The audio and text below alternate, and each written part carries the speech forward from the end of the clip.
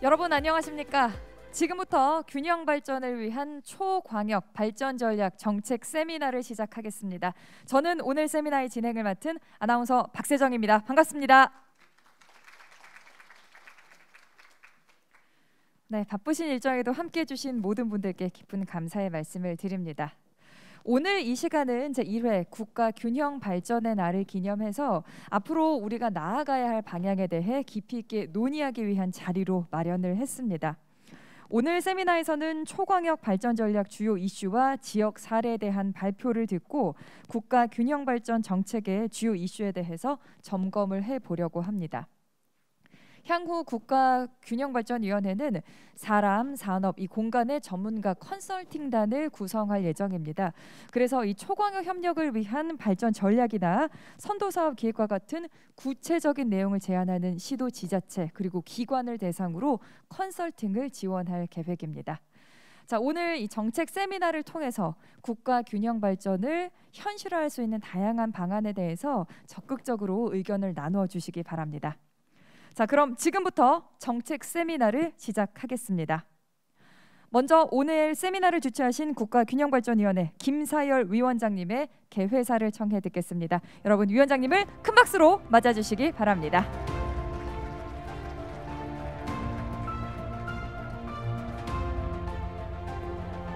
예, 안녕하십니까. 국가균형발전위원회 김사열 위원장입니다.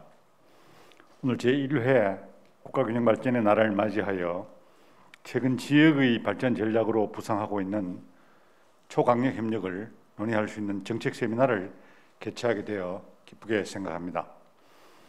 아울러 본 정책 세미나를 위하여 애써주신 산업연구원을 비롯한 국책연구기관과 각 시도의 발전연구원 및 학계 전문가 여러분들께도 진심으로 감사의 말씀을 올립니다. 최근 수도권 집중이 심화되고 있는 상황에서 경쟁력이 있는 초강력 경제권의 형성을 통한 혁신 성장의 중요성이 점차 커지고 있습니다. 시도의 단일 행정구역 범위를 넘어서는 초강력 협력은 다양한 정책 행정 수요의 지역 간 상호 협력을 통해 대응하는 국가균형 발전의 새로운 전략이라고 할 수 있습니다. 이 정부는 2021년 10월 14일 초강력 협력 지원 전략 대통령 보고 이후 국조실, 관계부처, 균형이 지방자치단체 등이 참여하는 범정부 초강력 지원 협의회를 출범시켜 지속적인 논의의 장을 마련해 오고 있습니다.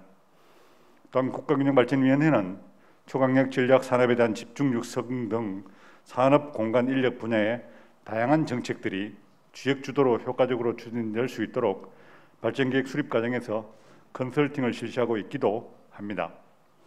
이에 발맞추어 부산, 울산, 경남을 선두주자로 대구, 경북, 광주, 전남, 충청권의 3대 초강력도 발전계획 수립을 준비하고 있으며 강원, 전북, 제주도 제3개 강서권도 특화 발전계획 수립을 통해 인근 초강력권과 연계사업 발굴을 추진하고 있습니다. 본 정책 세미나는 지역 주도의 발전계획 수립과 초강력 협력 사업 발굴에 집단 지성을 모으고 효과적인 추진 방안을 모색하기 위해서 기획이 되었습니다. 오늘 이 자리가 수도권 일극 체제를 극복하고 국가균형 발전의 혁신적 패러다임으로 초강력 협력이 자리매김하는 마중물이 될 수 있도록 활발한 정책 제언과 토론이 이루어지기를 기대합니다. 마지막으로 본 정책 세미나 개최에 도움을 주신 세종특별자치시장님께 깊이 감사드리며 주제 발표와 토론을 맡아주신 전국의 전문가 여러분들께도 감사의 말씀을 올립니다. 감사합니다.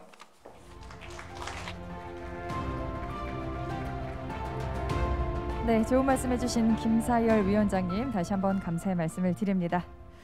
자, 바로 이어서 축사를 청해드릴 시간인데요. 세종특별자치시 이춘희 시장님께서 축사를 해주시겠습니다. 여러분 시장님을 따뜻한 박수로 환영해 주시기 바랍니다. 안녕하세요. 여러분 반갑습니다. 세종특별자치시장 이춘희입니다. 국가균형발전을 위한 초광역 발전전략 정책 세미나 개최를 진심으로 축하드립니다. 세미나에 참석하시기 위해서 우리 시를 찾아주신 모든 분들께 감사드리고 특히 국가균형발전위원회 김사일 위원장님, 이 세미나를 우리 세종시에서 개최해 주셔서 참으로 고맙습니다. 또 산업연구원을 비롯한 여러 전문가 선생님들께서 토론과 또 주제 발표를 맡아주신 데 대해서도 감사의 말씀드립니다.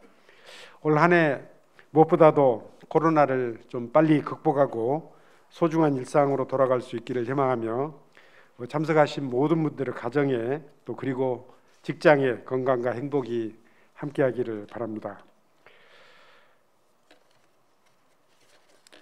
1월 29일 이 국가균형발전의 날로 지정이 됐습니다. 이를 38만 세종 시민과 함께 진심으로 축하드립니다. 1월 29일은 지난 2004년 노무현 대통령께서 참여정부 때 지방화와 균형발전 시대를 선포한 날입니다. 2003년도에 참으로 많은 논란을 거쳐서 신행정수도 특별법, 국가균형발전법, 지방분권법, 이 세 개의 법, 소위 지방화 3법이 통과됐고 1월 16일에 공포가 됐고, 이걸 기념하기 위해서 1월 29일에 노무현 대통령께서 이웃 대전에서 국가균형발전 선포식을 개최를 했었습니다. 저도 그 선포식에 참여했는데 그 기억이 참으로 생생하고, 오늘 또 국가균형발전의 날을 기념하는 행사를 하게 되니까 그때의 좀 설렜던 마음을 다시 한번 되새기게 되는 것 같습니다. 우리 세종시는 국가균형발전 선언일을 기념해서 국가기념일은 아니지만 저희 자체적으로 2015년부터 매년 기념식 행사를 개최해 왔습니다. 그리고 행정수도로서 지방화와 국가균형발전을 선도하기 위한 노력을 계속해 왔습니다. 국가균형발전의 날을 법정 기념일로 제정하기 위해 그간 노력해 주신 정부와 또 여야 정치권의 노고에 경의를 표하며, 이를 계기로 해서 전국의 혁신도시와 함께 연대와 협력을 더 강화해서 국가균형발전의 꽃을 활짝 피우도록 노력하겠습니다. 지난해 10월 우리 세종시에서 개최된 균형발전 성과와 초강력 협력 지원 전략 보고회가 있었습니다. 이때 문재인 대통령께서는 특단의 균형발전 전략으로 초강력 협력을 강조하셨습니다. 이를 위해 정부는 법적, 경제적인 지원 기반을 마련하고 협력 단계별로 차등 지원, 분야별로 초강력 협력 촉진 정책 도입 등 신속하고 강력한 지원을 약속하셨습니다. 수도권 1극 체제를 타파하기 위해서 이제 지방이 주체가 되어서 국가 균형 발전을 앞당기고 대한민국 미래 발전을 이끌어 나가야 될 때가 되었다고 생각을 합니다. 중앙 집권적인 국가 운영 방식에서 벗어나서 지방의 혁신과 창의적인 생각으로 지역의 경계를 허물며 지역주도 시대를 열어나가야 된다 생각합니다.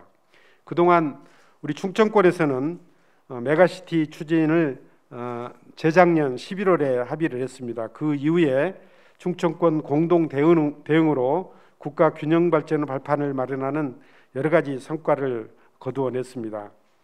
국회법 개정 조속 촉구를 위한 국회법 개정으로 국회 세종의사당 건립이 확정된 바 있고, 대전, 세종, 청주를 잇는 충청권 광역철도가 제4차 국가철도망 구축계획에 반영이 됐습니다. 충청권 자율주행차 상용화 지구 조성 사업의 초광역 협력 과제로 선정된 바도 있습니다. 그리고 충청권이 2027년 하계 유니버시아드 국내 유치도시로 확정되는 등 가시적인 성과를 거뒀습니다. 앞으로 저희 세종시는 국가균형발전을 선도하는 상징도시로서 국회 세종의사당 건설을 충청권 메가시티 구축과 연계해서 그 효과가 충청권을 넘어서 전국으로 확산될 수 있도록 노력하는 한편, 충청권 대표 사업을 전략적으로 선정해서 실행에 옮기는 것을 최우선 과제로 삼아서 거버넌스를 구성하고 시민들과 소통을 통해서 메가시티 추진 동력을 확보하겠습니다.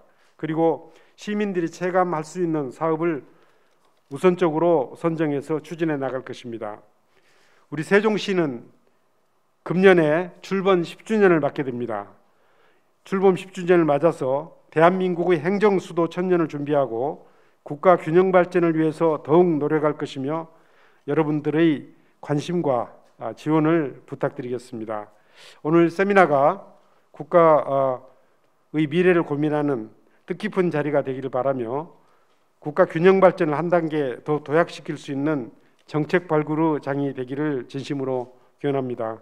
다시 한번 오늘 참여해 주신 또 주제 발표와 토론을 맡아주신 여러분들께 진심으로 감사드리고 여러분의 건승을 기원합니다. 고맙습니다.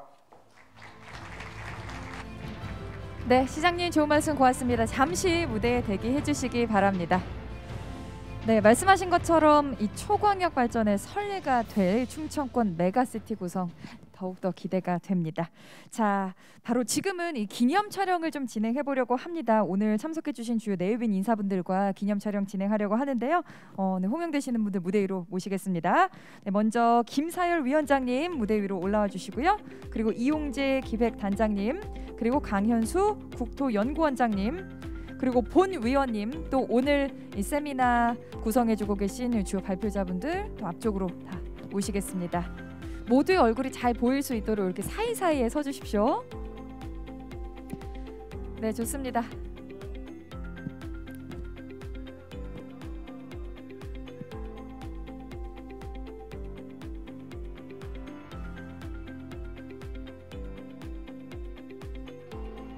네, 수고하셨습니다. 네, 여러분 다시 한번 큰 박수 보내주십시오. 네, 고맙습니다. 오늘 이 정책 세미나를 위해서 애써주신 분들 기념 촬영을 진행했습니다.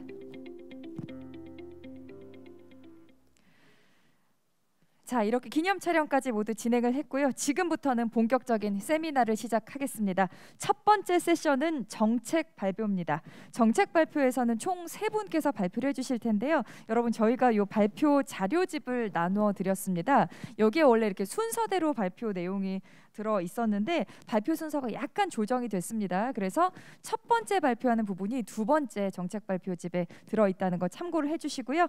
자, 먼저 첫 번째 정책 발표 소개해 드리겠습니다.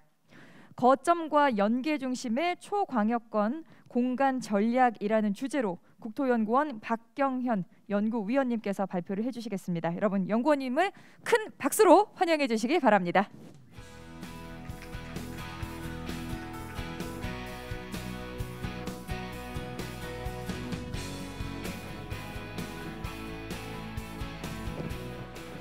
네, 안녕하십니까. 국토연구원 박경현입니다. 오늘같이 소중한 날에 말씀드릴 기회가 생겨서 개인적으로 무한한 영광으로 생각합니다.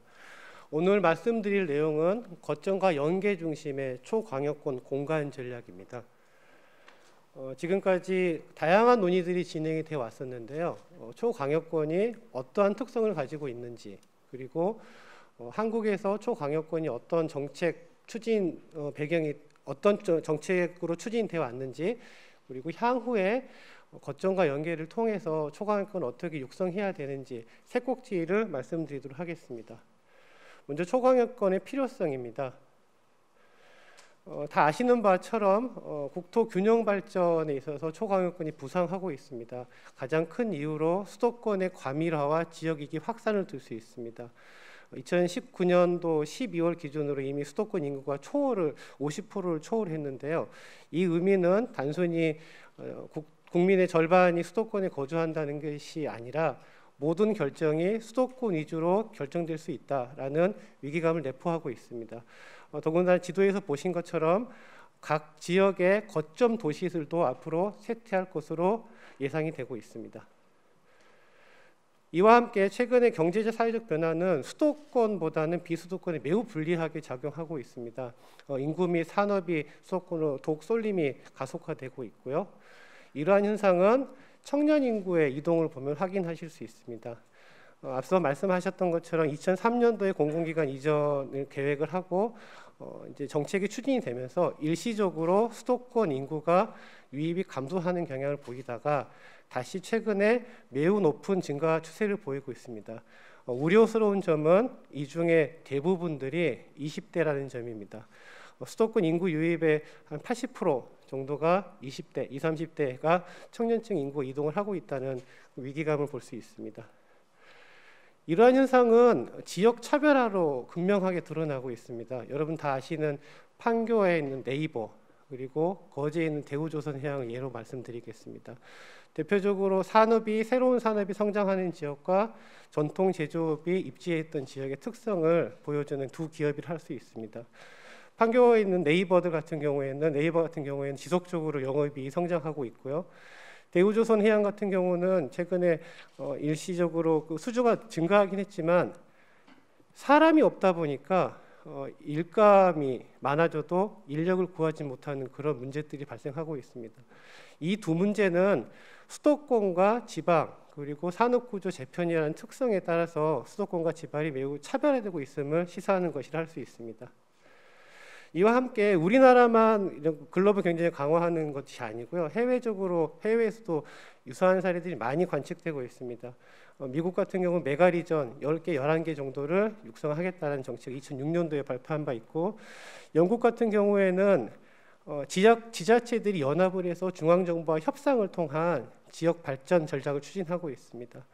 프랑스도 2014년도에 올랑드 대통령이 22개 레지옹을 광역화시키겠다라는 공약을 내세우고 2015년도에 22개를 13개로 합쳐서 광역화하는 경향이 두드러지게 나타나고 있습니다.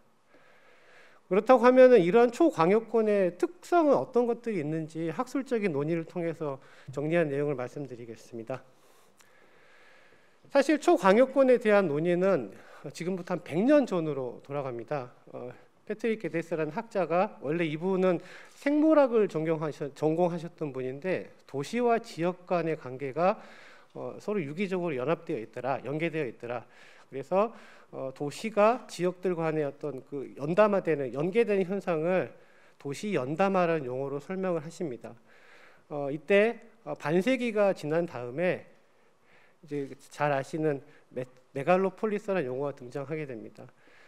메갈로폴리스는 장 고트망이 프랑스에 있는 그 공간 연구하신 학자인데 미국에 가셔서 동부권에 대한 연구를 수행하시면서 보스턴, 워싱턴에 걸치는 거대 도시권을 관측하게 됩니다.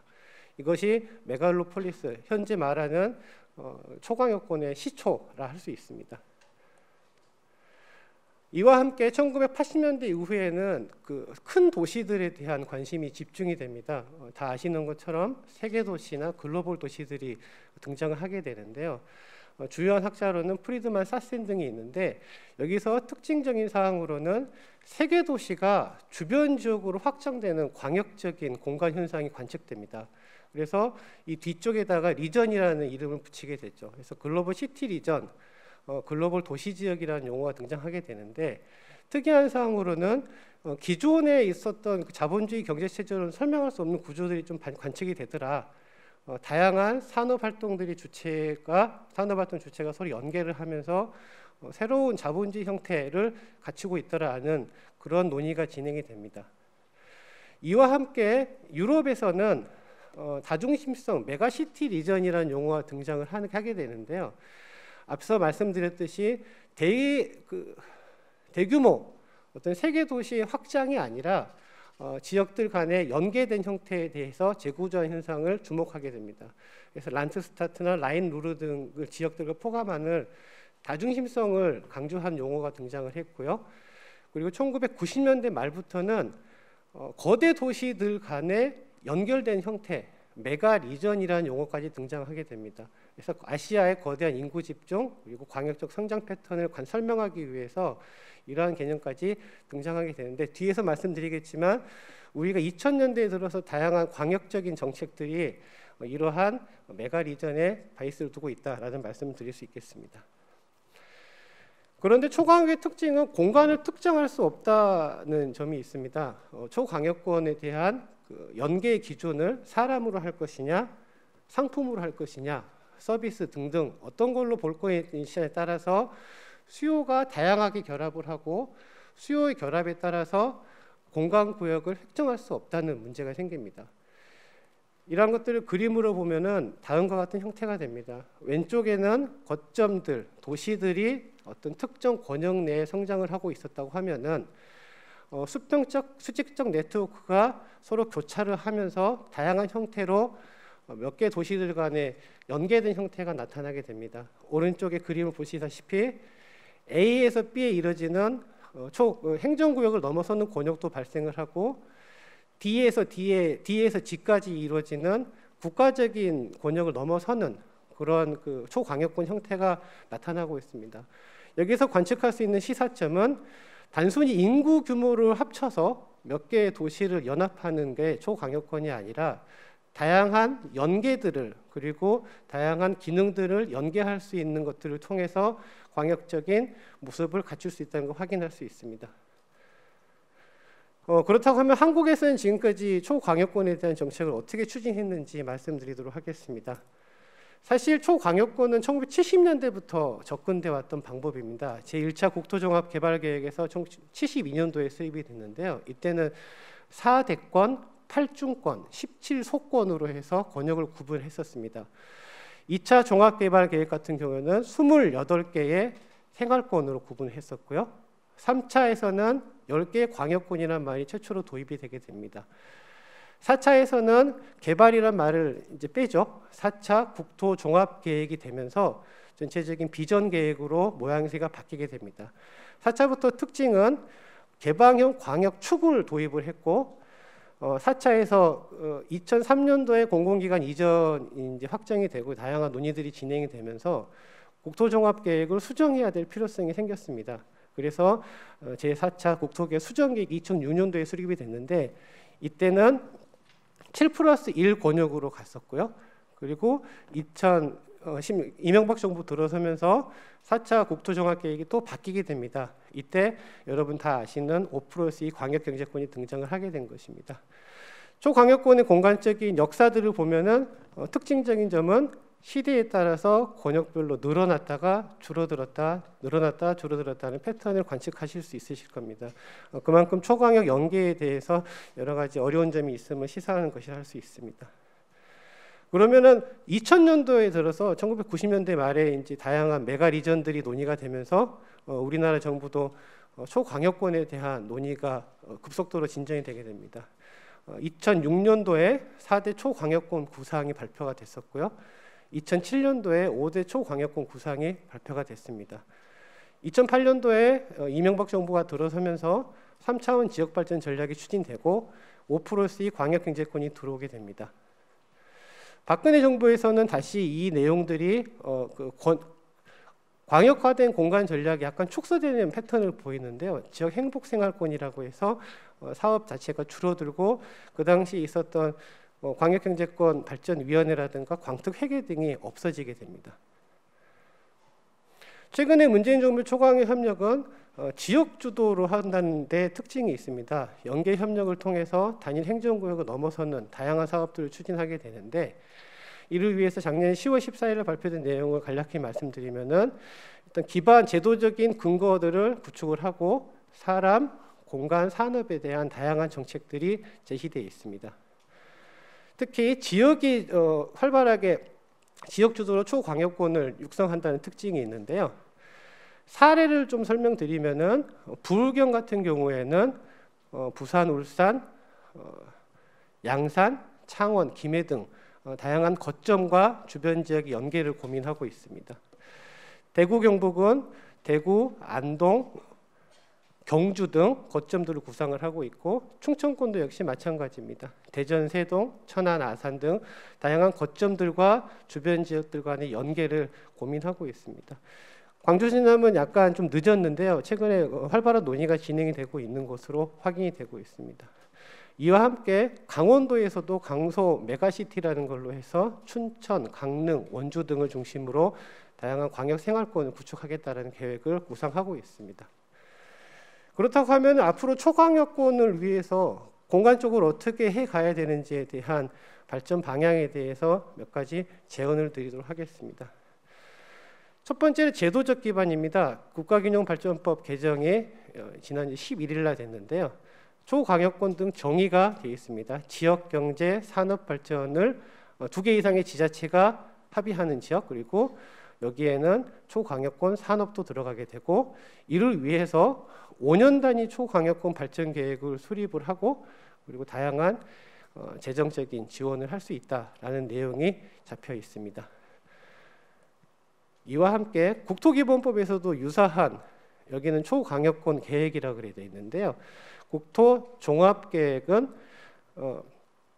원래 20년 단위로 계획을 수립하는데 이 중간에 초광역권 계획을 세워서 20년 단위의 장기 발전 계획을 수립하겠다. 그리고 이를 위해서 초광역권 발전 전략 특이한 사항으로 앞부분과 좀 다른 점은 공간 구조 정비 및 기능 분담 그리고 기반 시설, 문화 관광 조성 등이 포함되어 있습니다.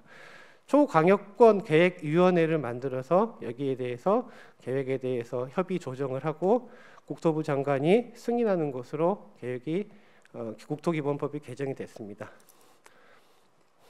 방금 말씀드린 내용을 정리하면 두 가지인데요. 초광역권 계획은 국토기본법에 근거하고 20년 장기 계획의 특징이 있고 초광역권 발전 계획은 5년짜리 그리고 5년짜리 협력 사업들이 구성된다는 차이점이 있을 수 있겠습니다.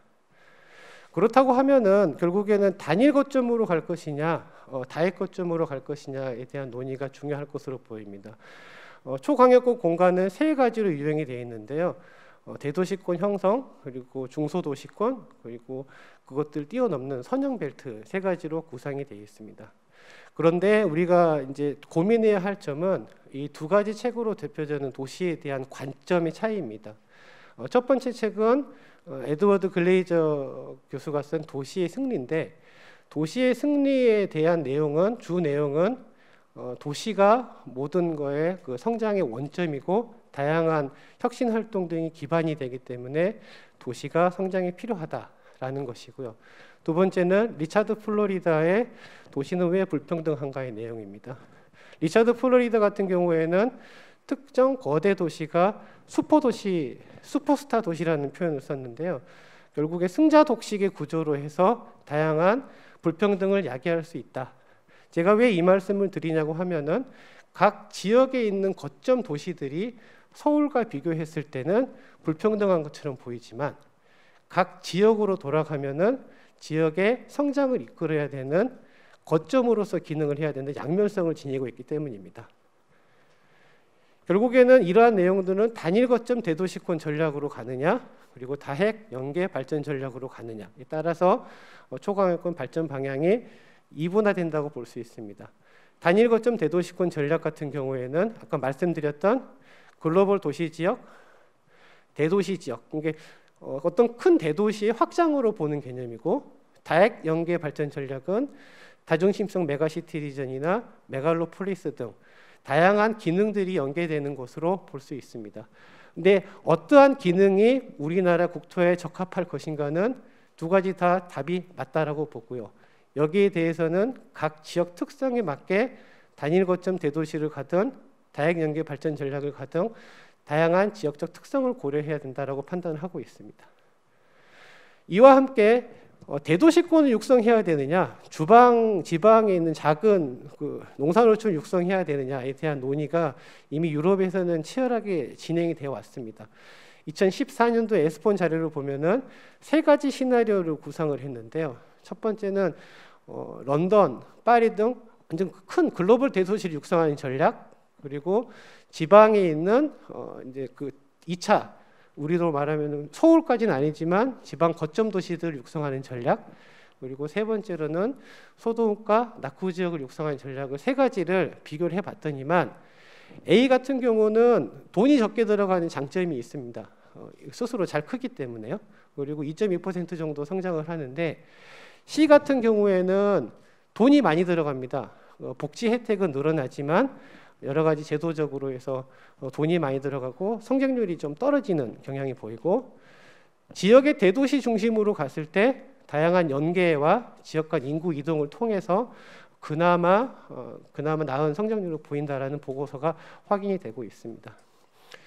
그렇다고 하면은 현재 우리나라에서 대도시권 중추권업 기능을 강화하기 위해서는 먼저 수도권에 대응할 수 있는 지역이 어디인가를 살펴봐야 할 것입니다. 1차적으로는 핵심 대규모 지방에 있는 거점 도시가 될 수 있겠고 거점 도시 주변에 있는 지역 거점들 도시도 같이 포함해서 다양한 기능과 연계를 할 수 있는 전략 등이 추진되어야 할 것으로 판단을 하고 있습니다. 이와 함께 지방 대도시권을 중심으로 해서 다양한 연계망, 교통망이 구축이 돼야 되는데요. 그림에서 보시는 것처럼 다양한 그 패턴에 대한 그 도시 발전 모양에 따라서 연계망에 대한 접근은 차별화된다라는 점을 확인하실 수 있습니다. 사실 그 우리나라에서 대도시권과 관련된 그 대표적인 계획은 두 가지가 있습니다. 국계법에 따른 광역도시계획이 있고요. 광역도시계획은 인접한 시군들 간에 묶어서 하는 계획이고, 대도시권 광역교통관리에 관한 특별법에 따른 대도시권이 있습니다. 아래에서 그 그림에서 보시다시피 이 두 가지에 대한 권역이 좀 달리 나타나는데, 초광역권 계획은 이런 것들을 초월해서 중소시군 간의 계획 권역을 설정할 수 있다는 장점이 있을 수 있습니다. 따라서 중소도시권과 강서권들까지 육성할 수 있는 전략이 될 수 있습니다. 이와 함께 공간 구조가 계속 변화하고 있습니다. 그전에는 소위 1차 거점 도시와 주변 지역들 간의 수직적인 구조로 됐다면은 최근에는 2차 거점들 간에 서로 연계할 수 있는 다양한 구조가 발생하고 있기 때문에 앞으로 우리나라 초광역권 공간 구상에 있어서도 어떤 거점 대도시와 그리고 주변 지역들, 그리고 주변 지역들 간의 연계를 할 수 있는 다양한 공간 구상이 필요할 것으로 판단이 됩니다. 마지막으로 거점과 연계 중심의 초광역권을 위해서 필요한 정책 과제들을 몇 가지 말씀드리겠습니다. 첫 번째로는 단순한 사업은 지향해야 된다. 초광역권 육성 목표에 따른 목표에 부합하는 전략 사업을 발굴하고 기획하는 게 매우 필요하다라는 말씀을 드리고요. 두 번째로 초광역권의 비전 및 목표, 그리고 공간 구조, 그리고 부문별 발전 전략 등이 유기적으로 연계된 공간적 전략이 반드시 필요하다라는 말씀을 드립니다.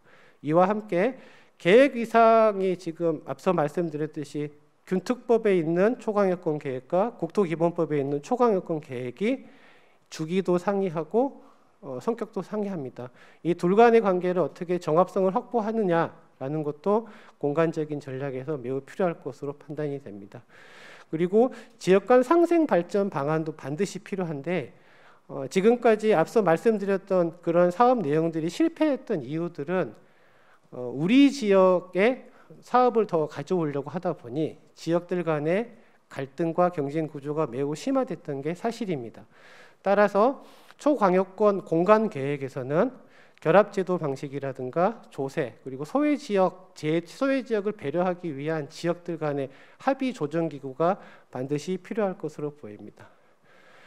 그리고 이와 함께 경제권, 생활권 통합을 위해서 다양한 사업들이 추진되고 있는데, 이것들을 좀 하나로 묶어서 부처별로 추진할 것이 아니라 점적 사업에서 면적 사업으로 다양한 공간적인 베이스를 놓고 사업을 추진해야 된다라는 말씀을 드리고요. 그리고 마지막으로는 거점과 그리고 인프라를 통해서 주변과 그 거점과 주변 지역들 간의 다양한 연계가 이루어질 수 있도록 각 그 공간 단위 기능별로 다양한 기능을 도입해야 할 것이 더욱 요구된다 할 수 있습니다. 감사합니다. 네, 박경현 연구위원님 좋은 발표 감사드립니다. 공간적인 베이스로 이 시각을 돌리는 이 부분에 대해서 설명을 여러 가지로 해주셨는데, 참 그동안 우리가 쉽게 생각할 수 없었던 부분이라서 이런 시각으로 균형 발전을 생각해야 좀 초광역 발전이 이루어질 수 있겠구나 하는 생각이 들었습니다. 자, 바로 두 번째 발표를 이어갈 텐데요. 여러분, 저희가 사회적 거리두기 원칙을 지키면서 지금 행사를 진행하고 있습니다.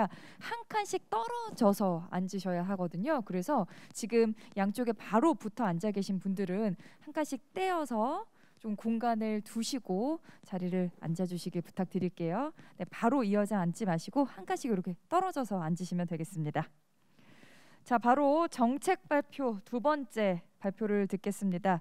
두 번째 발표의 주제는 초광역 협력 활성화를 위한 지역 거버넌스 전략입니다. 두 번째 발표는 한국지방행정연구원 이소영 선임연구위원님께서 해주시겠습니다. 여러분 이 발표집의 51쪽부터 발표 자료 참고하시면 되겠습니다. 네, 이소영 위원님을 여러분 큰 박수로 환영해 주시기 바랍니다.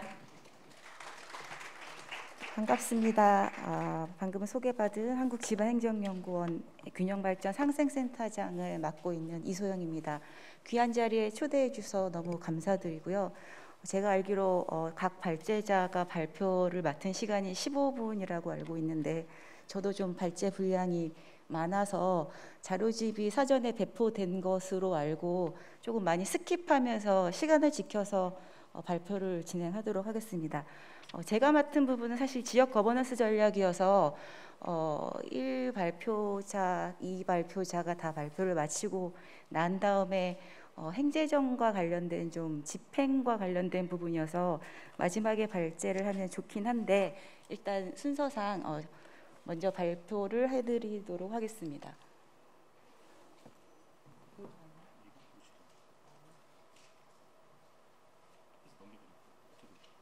제가 넘기는 아니 맞춰드릴게요. 네. 첫 페이지 맞춰드릴게요.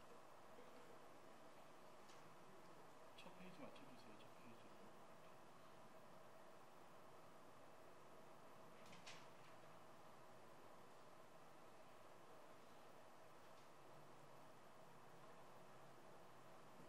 죄송합니다. 제가 다른 버튼 눌렀다고 하네요. 자연스럽게 시간을 흘러가고 있는데 15분 안에 가능하면 맞춰보도록 하겠습니다. 오늘 발표한 내용은 제가 작년에 한국지방행정연구원에서 기본과제로 수행한 지역 경쟁력 강화를 위한 지역 간 협력 활성화 방안을 요약한 내용이어서 오늘 충분히 설명드리지 못한 내용에 대해서는 나중에 저희 홈페이지에 PDF 자료를 활용해 하시면 감사하겠습니다. 예, 전체적인 내용은 거버넌스이기 때문에 거버넌스 전략 틀에 입각하여서 어떻게 하면 지역 간 협력을 활성화할 수 있는지 거버넌스의 관점에서 정책 방안을 설명해 드리도록 하겠습니다. 현 정부에서 추진하고 있는 초광역 프로젝트가 가장 큰 차별성이라고 한다면 지역 주도성 강화에 있기 때문에 지역이 어떻게 하면 스스로 협력 사업을 구상하고 사업을 추진할 수 있게 하는지 여러 가지 제도적인 지원과 또 지자체 안에서의 여러 가지 역량들이 필요로 하겠지만 저는 일단 거버넌스 관점에서 전략 틀을 3가지의 관점에서 들여다보았습니다. 일반적으로 거버넌스 연구자들이 성공적인 거버넌스 요건으로 제도적 요인과 행태적 요인에 대해서는 많이 설명하고 있는데요. 한국적인 상황에서는 조금 지역 간 경험이 일천하고 경험에 대한 축적도가 낮기 때문에 사실은 지역 협력이 성공하기 위해서는 사전적인 선행 조건이 확립되어 있는 지역이 성공의 가능성이 높은데 그 선행 요건의 2가지가 지역 간에 얼마나 긴밀하게 연계 구조를 맺고 있는가라는 부분과 그리고 얼마나 협력이 축적되어 있는가라는 부분입니다. 그래서 이 2가지의 선행 조건이 갖춰진 사례 지역을 오늘 3가지를 소개를 해드릴 텐데 사실은 부울경은 이후에 사례 소개에서도 나올 예정이기 때문에 제가 소개해드리는 사례 분석은 간략하게 설명하고 넘어가도록 하겠습니다. 제도적인 요인은 관련된 법과 많이 관련되어 있는데요. 앞서 발제자분도 설명해 주셨지만 한국은 지역 간 협력 계획 수립에 관련된 제도가 국토기본법, 국계법 등이 수립이 되어 있고요. 그리고 우리가 관심을 가지고 있는 국가균형발전특별법은 협력 사업에 관련된 법입니다. 이것이 사업과 관련되어 있다 보니까 정부의 변화에 따라서 법률도 변경이 되고 협력 사업과 관련된 부분도 이제 현 정부는 초광역 프로젝트라고 구상하고 있지만 이제 과거 정부에서는 아시다시피 5+2 광역 경제권, 지역 행복 생활권 등의 추진 경험들이 있습니다. 이와 관련해서 관련된 법률은 사실 균특법이 1월에 개정이 되어 있어서 제가 정책 방안으로 소개해드리는 몇 가지 안은 이미 변경이 되었다라는 말씀을 드리고요. 아무래도 거버넌스에 관련된 법은 지방자치법상 규정되어 있는 자치단체 간 협력제도입니다. 이 법률에 대해서도 아시다시피 협력사업부터 특별지방자치단체 2022년 올해 1월 지방자치법 개정이 이제 시행이 돼서 오늘 또 특별지방자치단체에 관련된 부분들이 논의가 될 수 있을 것인데 새롭게 추가된 것이 이제 특별지방자치단체 설립과 관련된 부분이어서 이것들이 실질적으로 어떻게 작동하는지는 지역 간 연계 협력 사업을 실제로 가동하면서 사실 경험들이 축적이 돼야지 구체적인 요건들이 파악이 가능할 것이나 현재 제가 파악하고 있는 것은 일단 경험이 축적된 협력 사업과 관련된 부분이어서 각각의 사례 지역에서 이런 제도들이 어떻게 가동되어 있는지를 살펴보시면 됩니다. 협력 사업은 아시다시피 가장 좀 쉽게 접근할 수 있는 부분이어서 가장 많이 활용되고 있는 사업이고요. 사무위탁도 있지만 행정협의회가 다음으로 가장 많이 활용되고 있는 사업입니다. 제도입니다. 기초 행복생활권을 추진해 보신 분들은 알겠지만 과거에 이제 균형위에서도 행정협의회 구성을 협력 사업의 사전 조건으로 실현시켰던 적이 있었기 때문에 아직까지도 많은 행정협의회의 형태가 존속되고 있습니다. 지방자치단체 조합은 일반적으로 지리산권 관광개발조합을 많이 알고 있는데요. 경제자유구역청이 대부분 이런 형태이고 지방자치단체 조합은 사실은 도로나 경전철 같은 것들이 건설될 당시에 조합으로 운영됐다가 해산 절차를 거치기도 하기 때문에 현재 알려진 바로는 이 다음과 같은 건수만 조합으로 운영되고 있습니다. 특별지방자치단체 협력도 사실은 지방자치단체 조합처럼 설립요건이 조금 까다로워서 규약제정을 지방의회 의결까지 받아야 되고 또 규약에 대한 것들이 행안부 장관의 승인까지 받아야 돼서 지방자치단체가 실제로 운영하기에는 굉장히 많은 절차들을 거쳐야 되는 것으로 알고 있습니다.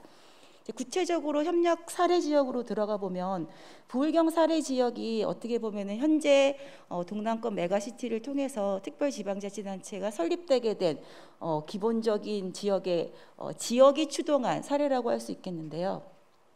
선행 조건으로서 지역 간 연계 구조를 살펴보면 수도권을 제외하고 실질적으로 가장 긴밀한 연계 형태를 보이고 있는 것이 경남과 부산 간입니다.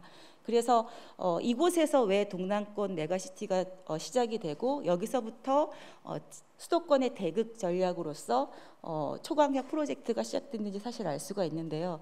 이런 이 지역 간 연계 구조가 긴밀한 곳에서 사실은 협력들이 태동되기 쉽고 그리고 그 지역 간 협력 경험이 오래 축적되어 있는 것들이 실질적으로 거버넌스에는 굉장히 유리하게 작용을 하는데 부산과 같이 이 민선지방자치단체 이전부터 사실은 부산권 행정협의회라고 그래서 1967년에 이미 부산과 경남은 상호 협조하는 문화가 있어 왔습니다. 그래서 97년 울산이 광역시로 승격한 후에는 부울경 발전 협의회라는 형태로 계속 지역 간 상호 협의하고 협력하는 문화가 있어 왔고 아시다시피 이명박 정부의 광역경제권 정책에서는 동남권 광역경제권 발전이라 그래서 산업 관련된 경험들이 또 축적이 되어 있습니다. 메가시티에 관련된 구체적인 전략은 추후에 사례 지역에서 상세하게 발표가 될 것이니 넘어가면 그러면 실질적으로 이 거버넌스를 가동한 행태적 측면이 어떻냐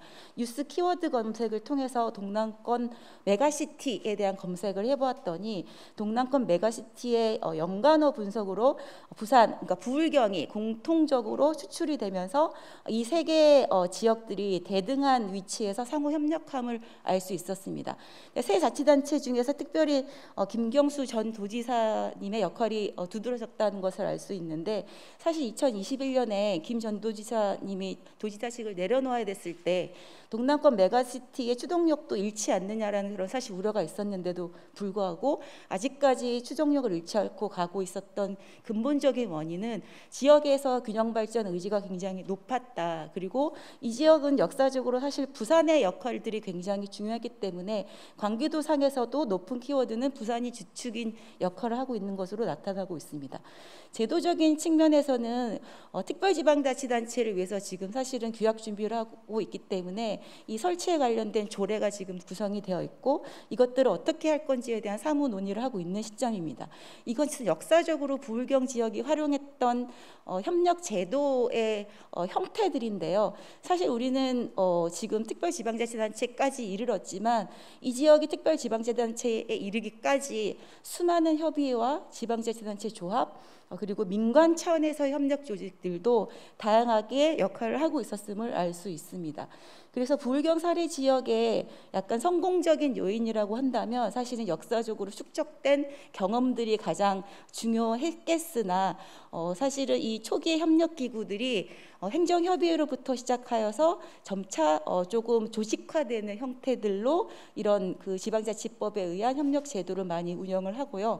국가균형발전특별법도 당연히 광역경제권이라든지 현재 초광역 프로젝트라든지 이 관련된 부분들이 지원을 해주고 있는 영향들이 있으나 균특법이 계속 지금 법률이 재개정을 통해서 흔들리고 있기 때문에 지역 입장에서는 이 협력 사업을 추동할 수 있는 근본적인 법률의 탄탄한 제도들이 조금 미약하기 때문에 지금 2022년 1월에 균특법 개정을 통해서 이제 초광역권의 개념 설정과 초광역 계획의 설립 근거를 두고 있는 것으로 알고 있습니다.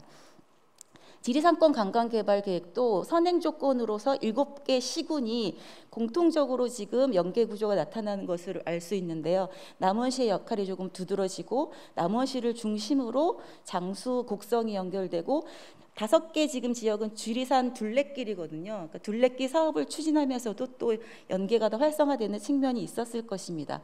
지리산권도 마찬가지로 역사적으로는 주변의 생산물을 교환하기 위해서 강을 이용한 지역 간 교류가 이미 형성되어 있던 곳이었기 때문에 균특법이 제정된 이전부터 지방자치단체가 이 지역이 너무 낙후되어 있으니까 이 낙후 지역을 관광으로 지역 경제를 살려보자라고 해서 99년대 7개 자치단체가 자체적으로 지리산권 자치단체 협의회를 구성하고 지리산권 관광진흥 기본계획을 수립합니다. 그리고 이것을 부처에 이제 들고 가서 낙후 지역 활성화의 차원으로 이제 국고보조금을 지원을 요청을 받아서 사실은 광역권 관광개발 중에 한 권역으로 지리산권 광역관광개발 사업이 추동이 됐고요. 이것이 균특회계 사업으로 흘러와서 균특회계 안에서의 지역협력 사업으로 계속 유지가 되고 있었습니다. 그런데 이 광역 이 개발 사업들도 이게 실질적으로 지리산 광역개발 조합에 의한 사업인데요. 이 사업이 추진되기 위해서 부처가 사실은 지리산권 관광개발조합을 구성했으면 좋겠다라고 해서 사실 협력기구 자체는 부처의 요구에 따라서 지역이 조합은 형성이 됐다라는 측면이 사실 있습니다. 행태적인 측면을 살펴봐도 마찬가지로 지리산권 관광개발 지역에 있어서도 7개 지역 주체들이 공통적으로 수출이 되고 있고 여기서 지금 본부장이라고 나와 있는 이 키워드는 지리산 관광개발조합의 본부장이거든요. 그러니까 실제로 지리산권 관광개발의 협력 사업에 있어서는 개발조합의 역할들이 굉장히 컸었다라는 행태적인 측면을 알 수가 있고 관계도 측면에서도 동일하게 이제 관계를 맺고 있으나 아까 이제 그림에서 보셨듯이 지리산권 둘레길의 5개 지역은 굉장히 긴밀한데 나머지 연결 구조가 약한 부분들은 조금 약하게 연결되어 있는 측면들이 확인이 되었습니다.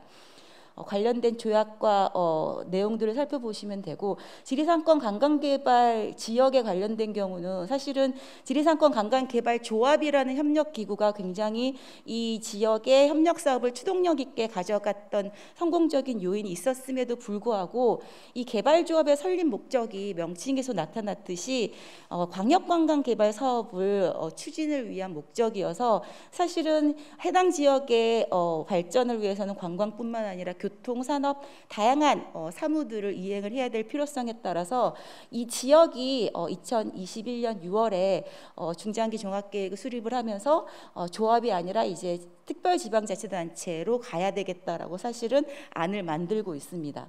다음으로 남해안 남중권 발전 지역도 역시 9개 시군이 연계 협력하고 있는 상황인데요. 이 지역도 협력 그 연계 구조로 살펴보면 사실은 경남과 전남 간의 연계 구조는 크게 보이지 않는 상황에서 순천, 광양, 여수권 중심으로 연계되어 있고 그리고 진주를 중심으로 경남이 연계되어 있는 이런 구조입니다. 이 구조에서 왜 이 남해안 남중권 발전 지역에 서로 상호 협력하게 되었냐면 역사적으로는 99년에 사실은 소위 광역개발계획상에 광양권, 진주권 발전계획을 수립하면서 시군의 의견을 들어야 되기 때문에 추진협의회를 구성을 하였지만 지방자치단체가 스스로 협력기구를 유지를 하면서 설치를 하면서 구성을 한 것은 직접적인 계기는 사실은 2011년에 남해안 선벨트 사업을 추진을 하면서 남해안 남중권 발전 협의회라는 것을 구성을 하거든요.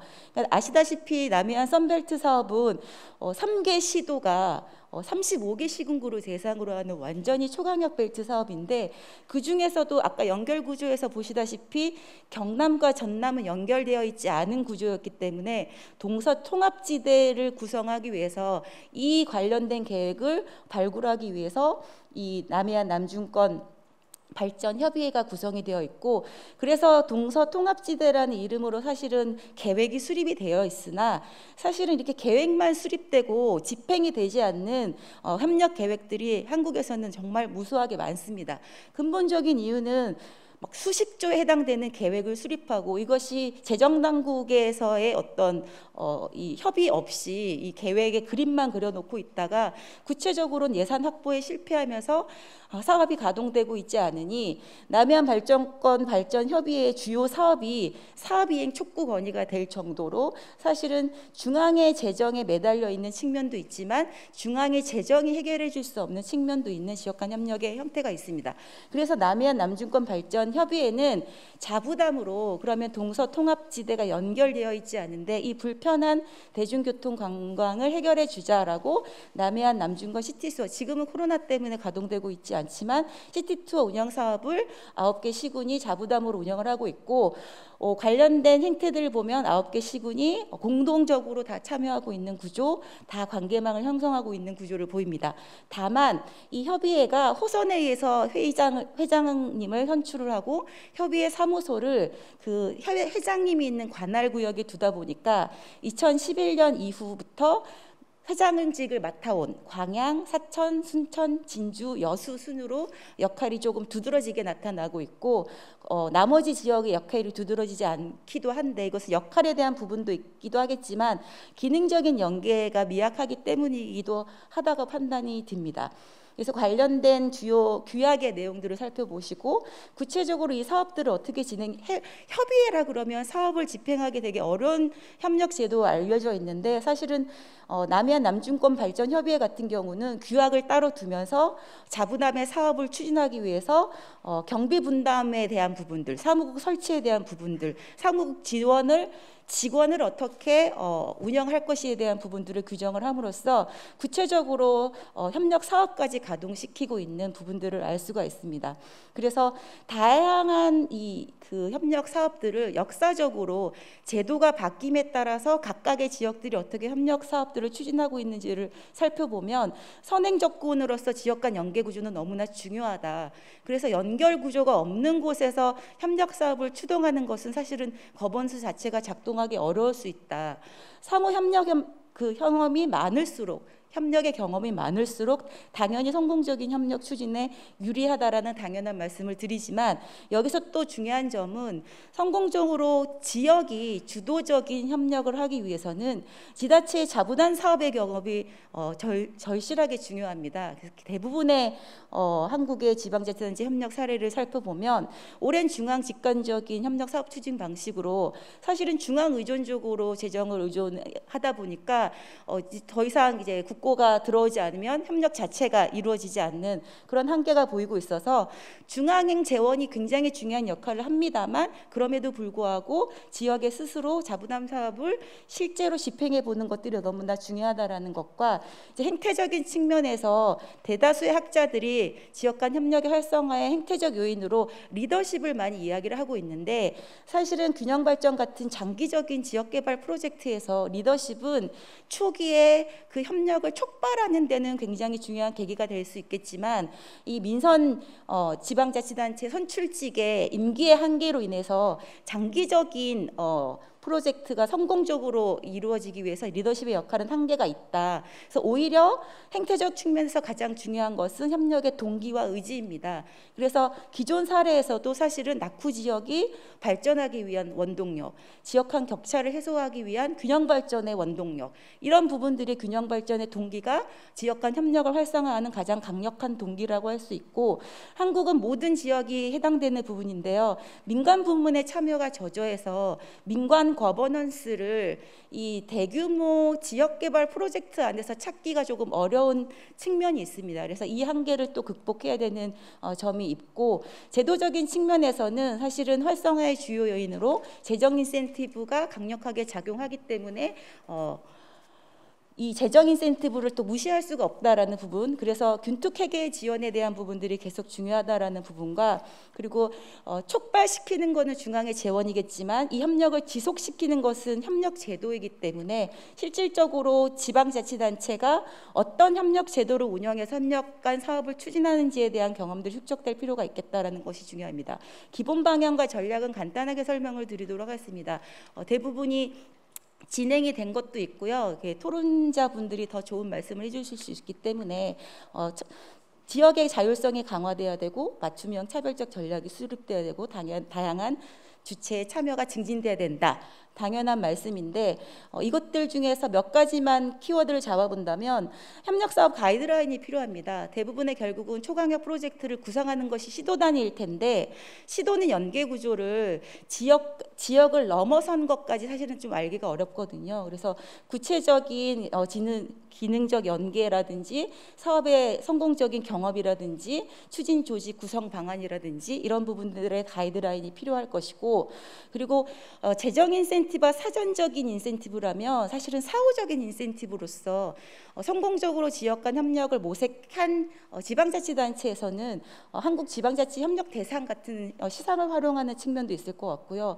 제일 이제 부족한 민간 거버넌스를 어떻게 강화시킬 것이냐에 대한 부분은 지금 현재 균형이 차원에서 준비되고 있는 민간 거버넌스 체계를 이용하는 수밖에 없을 것 같아요. 그래서 지역혁신협의회 중심으로 활성화하는 방안, 그리고 지역혁신 플랫폼, 지금 현재 지역혁신 플랫폼 자체가 전남, 광주, 울산, 경남식으로 이렇게 연계형 플랫폼들이 마련되고 있어서 이런 플랫폼을 통해서 많은 그 지역의 관계자분들이 같이 논의하는 구조가 활성화될 것이 필요하다라고 보고 있습니다. 이상 발표를 마치겠습니다. 감사합니다. 네, 이소영 선임연구위원님 고맙습니다. 지방자치단체가 협력 사례에 대해서 제도적 측면 그리고 행태적 측면으로 나눠서 발표를 해주셨습니다. 구체적인 발표 감사드립니다. 자, 저희가 한 발표자분께 15분씩 시간을 드렸는데요. 한 20분 정도 지연이 되고 있습니다. 앞으로 시간 꼭 지켜서 부지런히 발표해 주시길 다시 한번 부탁드릴게요. 자, 바로 이어서 정책 발표 세 번째입니다. 초광역 협력에 기반한 지역의 산업혁신 전략에 대해서 발표를 해주실 텐데요. 산업연구원 김영수 선임연구원님께서 해주시겠습니다. 올라오셨네요. 여러분 큰 박수로 맞아주십시오. 네, 반갑습니다. 산업연구원의 김영수입니다. 오늘 제가 첫 번째 발표를 맡았는데 오전에 서울에서 불가피한 발표가 또 하나 있어서 순서를 좀 변경했습니다. 양해를 부탁드리겠습니다. 제가 오늘 말씀드릴 내용은 초강력 협력에 기반한 지역의 산업혁신 전략인데요. 이 논의를 하게 되는 세 가지 측면의 문제를 먼저 좀 말씀을 드리고 시작할까 합니다. 오늘이 균형발전 20주년이라고 되어 있는데 20년 동안 열심히 균형발전을 해봤는데요. 균형발전이 어렵죠. 어렵게 만드는 수많은 요인들이 있습니다. 그 요인들 중에서 가장 중요한 거 하나만 꼽으라면 뭘 꼽으실 수 있겠습니까? 여러 가지가 있을 수 있겠는데요. 첫 번째로 요즘에 많이 이야기되고 있는 지방소멸, 마을 단위, 시군 단위로 인구가 급격하게 감소하면서 지방이 없어질 그런 어떤 상황에 있다. 이제 이런 이야기들을 많이 하고 있는데, 과연 이게 균형 발전을 어렵게 만드는 정말 중요한 요인인가? 라는 거죠. 저는 지방 소멸 전에 국가 소멸을 고민을 해야 된다. 라는 생각입니다. 시군 단위로, 소지역 단위별로 인구 뺏기 경쟁을 해가지고는 국가 소멸 문제를 결코 해결할 수 없다고 보거든요. 이거는 지역 발전 차원에서는 그 당해 지역에서는 너무너무 중요한 문제겠죠. 그렇지만 균형 발전이라고 하는 국가정책적인 측면에서 보면 조금 다른 접근이 필요하다. 저는 그렇게 생각합니다. 그래서 6가지의 사례를 지금 사례가 아니고 항목을 제시를 했는데, 일단 1번은 저는 아니다라고 생각을 한다는 것을 먼저 말씀을 드리고요. 두 번째 질문으로는 초강력 협력이라고 하는 것은 기능지역입니다. 일단 행정구역을 기반으로 한 지역 단위에서 기능지역의 의미인데 굉장히 오래된 전통적인 문제죠. 그리고 그동안에 여러 가지 방식으로 많이 시도되어 왔습니다. 그런데 최근에 한 2018년, 19년부터 지역에서부터 자발적으로 부울경이 먼저 이니셔티브를 지었다고 생각을 하는데요. 메가시티나 초강력 협력에 대한 논의를 하게 된 그런 배경이 무엇일까? 그리고 이거는 이전과는 어떤 차별성이 있나? 이런 겁니다. 이게 최근에 많이 이야기되고 있는 경제산업의 대전환 이런 것과 관련이 있는가라는 거고요. 있다면 어떤 측면에서 의미를 갖는 것이고, 그것이 기존의 것과는 어떤 차별성을 갖는지, 이런 어떤 문제 의식을 가지고 좀 접근을 했고요. 세 번째는 초강력 협력권이라고 하는 것은 정책 수단이죠. 도구입니다. 이게 효과성을 가지려면 기본적으로 전략이 있어야 되는데요. 전략이라고 하는 것은 다른 거 없습니다. 선택과 집중이에요. 모든 걸 다 할 수는 없기 때문에 선택과 집중해서 정책적으로 하자라는 것이 전략이고요. 그렇다면 이 초강력 협력권에 대해서는 어떤 전략으로 우리가 접근을 해야 될 거냐라고 하는 겁니다. 이 세 가지 문제에 대해서 오늘 좀 말씀을 드리고자 하는데요. 먼저 그 대전환기의 트렌드는 어떤 방향으로 가고 있는지 한 세 가지만 좀 말씀드리겠습니다. 산업의 전환은 저는 소프트웨어 경쟁력 중심으로 진행되고 있다, 이렇게 보고 있습니다. 소프트웨어 기반의 플랫폼 기업들이 글로벌 산업의 헤게모니를 이미 장악하고 있고요. 자동차 기업의 대표 기업이라고 할 수 있는 폭스바겐도 소프트웨어 기반의 모빌리티 서비스 기업으로 이미 전환을 선언했습니다. 그래서 기계공학 전공자를 요즘에 뽑지 않고요, 소프트웨어 인력을 대거 채용하고 있습니다.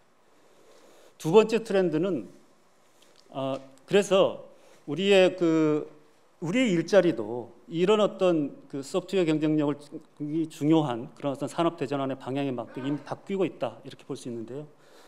제조업은 그림에서 왼편에 있는 그림에서 보시는 것처럼 생산이 늘어나도 고용이 더 이상 늘지 않고 있습니다. 고용은 서비스업에서 늘어나고 있는데요. 그 중에서도 특히 지식 서비스업 3대 업종이라고 하는 것, 소프트웨어 및 정보 서비스, 영상 방송 창작 예술업, 연구개발 및 전문 서비스업인데요. 여기에서 매우 빠른 속도로 고용이 늘어나고 있다라는 겁니다. 굉장히 좋은 일자리들이죠. 최근 5년간에 31.3만 명이 증가를 했습니다. 따라서 디지털 경제 시대에는 자본 설비보다는 사람의 체화된 지식과 기술이 더 중요해지는 그런 시대로 가고 있다는 거고요. 고용 구조는 참고하시면 좋을 것 같습니다. 그러면 이런 어떤 4차 산업혁명 시대의 성장 패러다임은 어떻게 바뀌고 있느냐라는 겁니다. 한마디로 인적 자본이 중요한 그런 시대로 가고 있다라는 겁니다. 그래서 기존의 자본 투자와 기술 투자, 혁신 투자 중심의 어떤 성장이었다고 한다면 이제는 인적 자본과 사람의 가치를 높여서 성장하는 시대로 바뀌고 있다고 보였던 거고요. 이 인적 자본과 사람의 가치를 높이는 동력은 경제 주체의 역량이다라는 겁니다. 그리고 이 역량은 산업화 시대와는 굉장히 다른 역량을 필요로 하고 있기 때문에 이 역량을 키울 수 있는 인적 자본들을 어떻게 만들어낼 수 있느냐라고 하는 것이 성장에 매우 중요한, 지역의 성장에서도 이게 핵심적인 요소가 될 수밖에 없다, 이렇게 말씀을 드리겠고요. 세 번째 트렌드는 공간적인 측면에서 보면 대도시권으로 다 집중하고 있다라는 겁니다. 전 세계적으로도 GDP 성장이나 고용 증가나 인구 증가가 대부분 광역 대도시권 중심으로 가고 있다는 겁니다.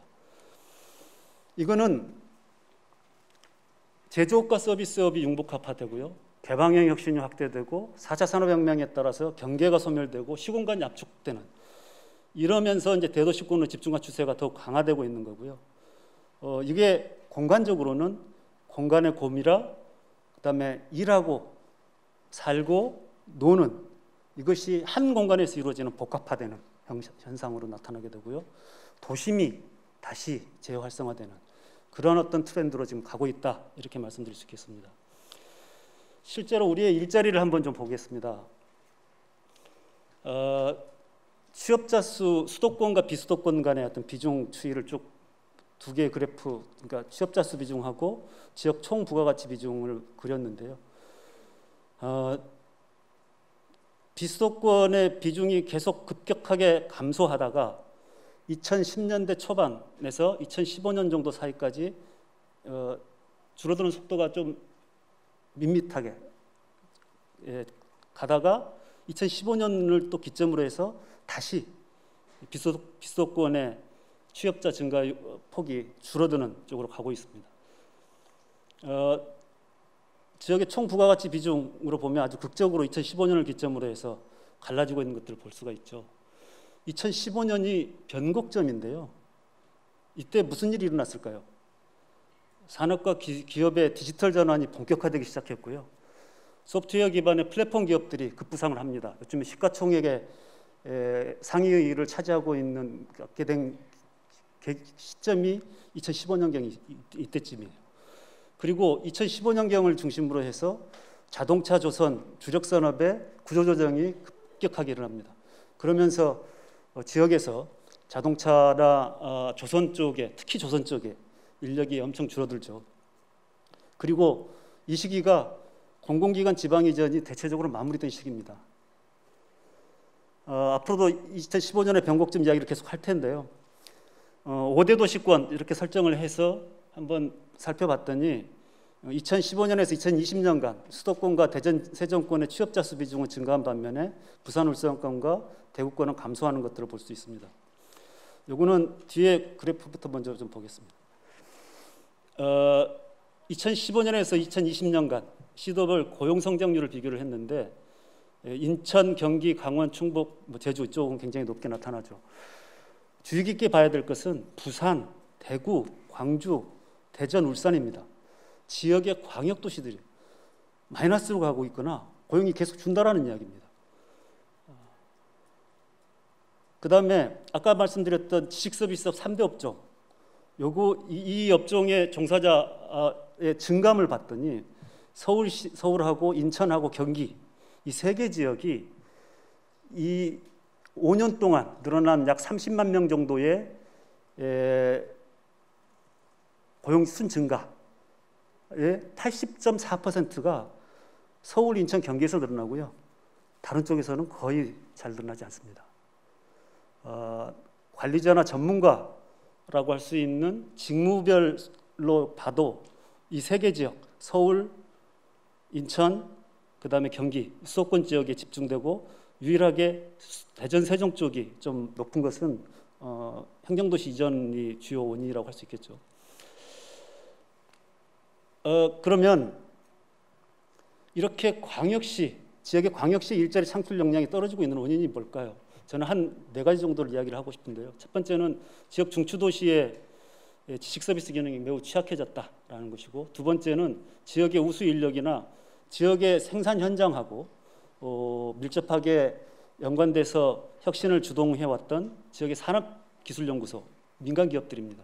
이 기업들이 2010년대 이후로 계속 수도권으로 이전을 하고 있는 겁니다. 그리고 벤처 창업도 어느 정도 스케일업 할 때가 되면 대부분 다시 수도권으로 이전을 하고 있는 상황이고요. 그리고 네 번째 요인으로는 이렇게 일자리 기반이 굉장히 취약한데 지역 내에서는 과도한 도시 외연이 확산이 되면서 도시의 중심성 자체가 굉장히 약화되는 이런 문제들이 동시에 작용을 하고 있다는 겁니다. 연구개발 인력도 마찬가지입니다. 2010년하고 2015년 오른편 그림입니다. 2010년에서 15년 사이에는 시기에 순증가한 인력의 60% 정도가 수도권에 집중을 했는데 2015년에서 2019년 사이에는 그게 77.6%가 수도권에 집중하고 광역시의 비중이 굉장히 낮아졌다라고 하는 게 특징 중에 하나입니다.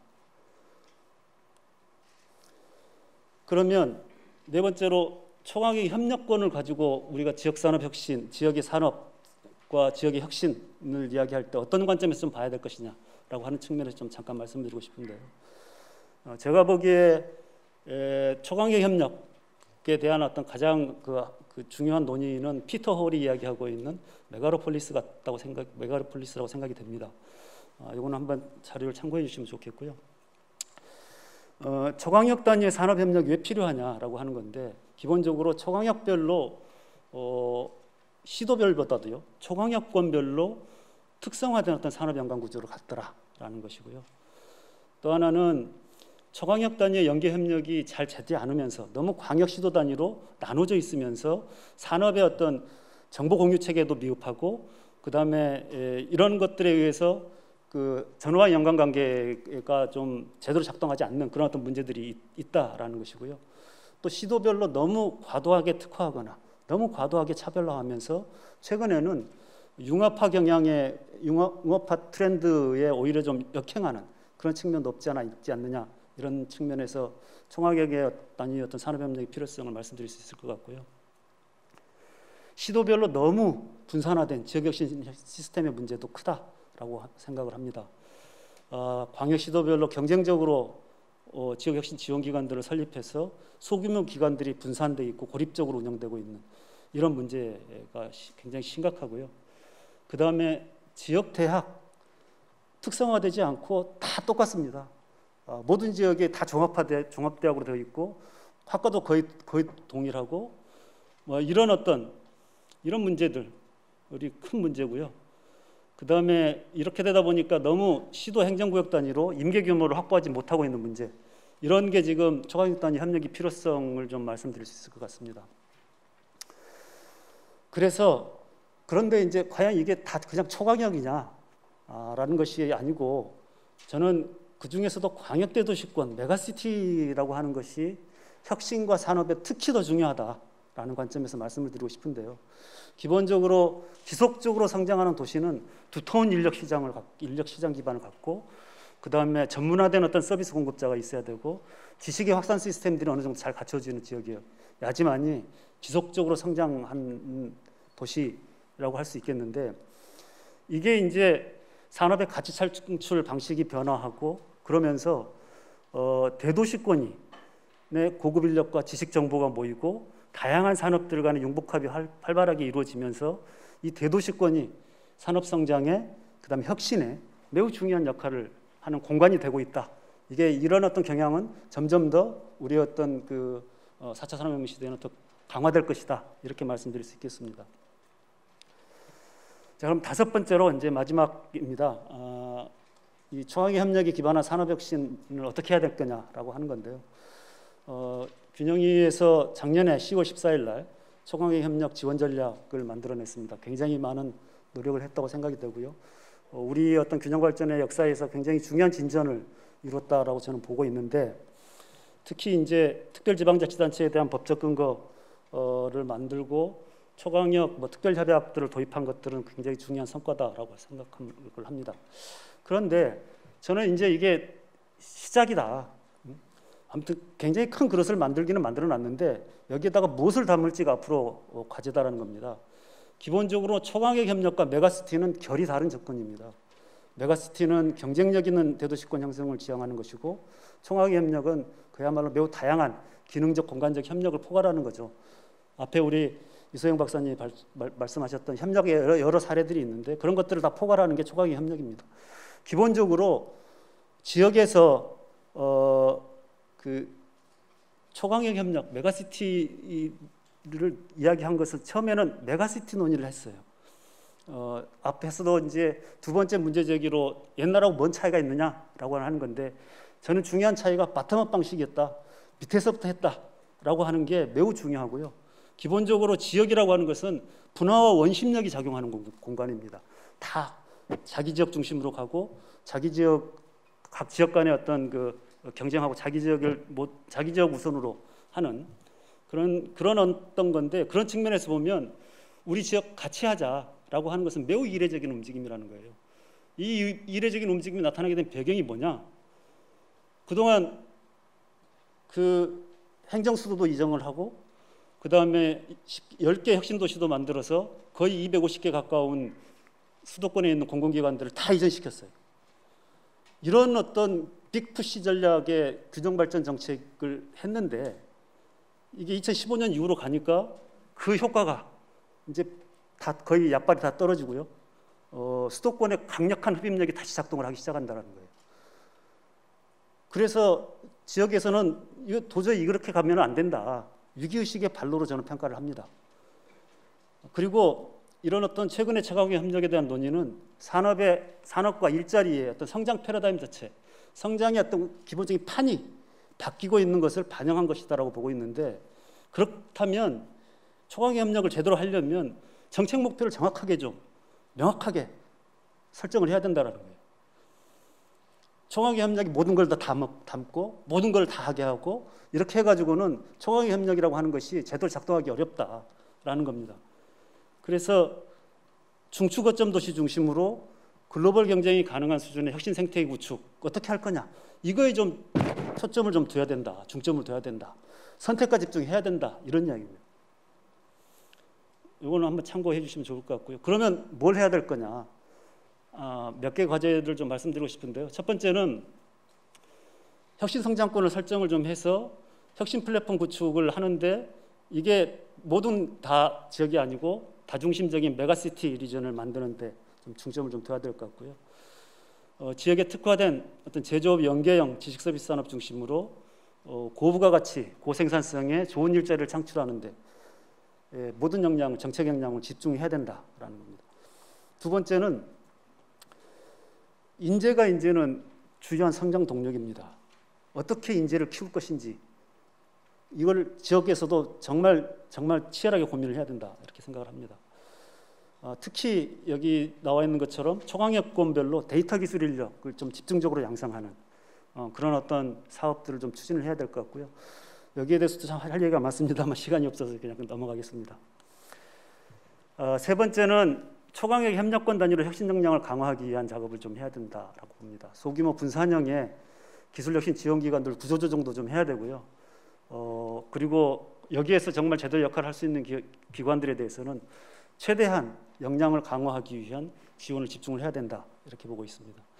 그 다음에 지방대학에 대한 문제, 이것도 시도 단위로는 구조조정이 현실적으로 매우 어려운 점이 있기 때문에 이걸 초강역 협력권 단위로 거점대학, 연구중심대학, 산학협력대학, 전문기술 양성대학 이렇게 좀 기능 분할을 하는 역할 분담 체계를 만들어야 된다라는 것이고요.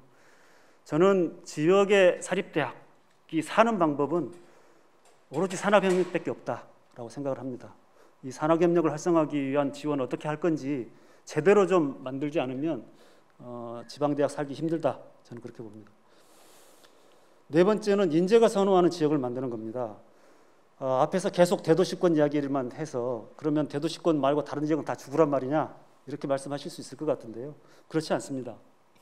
코로나19 이후로 새로운 트렌드가 노트북만 들고 어디든지 가서 자유롭게 일하는 그런 노마드적인 기술 인력들이 나오기 시작했습니다. 밑에 있는 그림, 사진은 양양이에요. 우리나라 서핑의 최고 좋은 곳이라고 하는 양양인데요. 거기에다가 이렇게 기업들이 이 일종의 이제 숙박 휴식이 가능한 복합형 업무 공간들을 만들고 있습니다. 그래서 이런 지역의 자기 특색을 최대한 살려서 이런 그 기술 인력들을 유치할 수 있는, 기술 인력들이 선호하는 그런 지역으로 만들면 언제든 얼마든지 이 다른 지역보다도 또 좋은 일자리들을 많이 만들면서 성장할 수 있다, 이렇게 볼 수 있겠습니다. 마지막으로는 역시 재원이죠. 국가균형발전 특별회계 내에 초강의 협력권 발전 계정 신설하는 건 아마 될 거라고 생각을 하고 있고요. 더 중요한 문제는 많은 사람들이 놓치고 있고 잘 이야기를 안 하는데 지역 상생 발전 기금이라는 게 있습니다. 2010년도부터 2019년도까지 이 지방 소비세수 5% 포인트에 35%를 출연해서 만들어 놓은 건데요. 1년에 대충 한 4천억 정도 됐습니다. 근데 이건 이제 10% 포인트로 올리게 되면 연간 한 8천억 정도가 되는데요. 그 동안에는 다 시군 단위, 그다음에 일부 시도 단위 100억, 200억씩 다 나눠줘서 그냥 쌈짓돈 쓰듯이 썼습니다. 그렇게 하면 이 지방상생발전기금 만드는 취지, 의미가 하나도 없습니다. 저는 이게 지금 앞으로 2기 지역상생발전기금 어떻게 운영할 건지에 대한 구체적인 그림이 아직도 안 나오고 있는데요. 이거 빨리 제대로 좀 작업을 해야 된다라고 생각을 합니다. 그래서 이거를 기본적으로 광역연합기구가 있는 데는 거기에 우선 배정을 하고, 사업도 이 지역상생발전기금 사업은 초광역협력 단위에 좋은 일자리를 만드는 사업에 집중을 좀 해야 되는 그런 게 아닌가라는 생각이고요. 자, 그래서 뭐 제가 앞에서 던졌던 세 가지 질문 이미 뭐 다 답을 아실 겁니다. 저는 총학협력이라고 하는 것이 우리 균형발전에 굉장히 새로운 어떤 전환을 만들어내고 있는 중요한 정책 방향이라고 생각합니다. 근데 저렇게 모호하게 해가지고는 절대 안 됩니다. 명확하게 정책 목표 설정해야 되고요. 명확하게 전략을 세워서 선택과 집중하지 않으면 정책 효과 보기 어렵다, 이렇게 생각합니다. 감사합니다. 네, 발표해 주신 김영수 선임연구위원님 고맙습니다. 객관적으로 아주 냉정하게 문제점 짚어주셨습니다.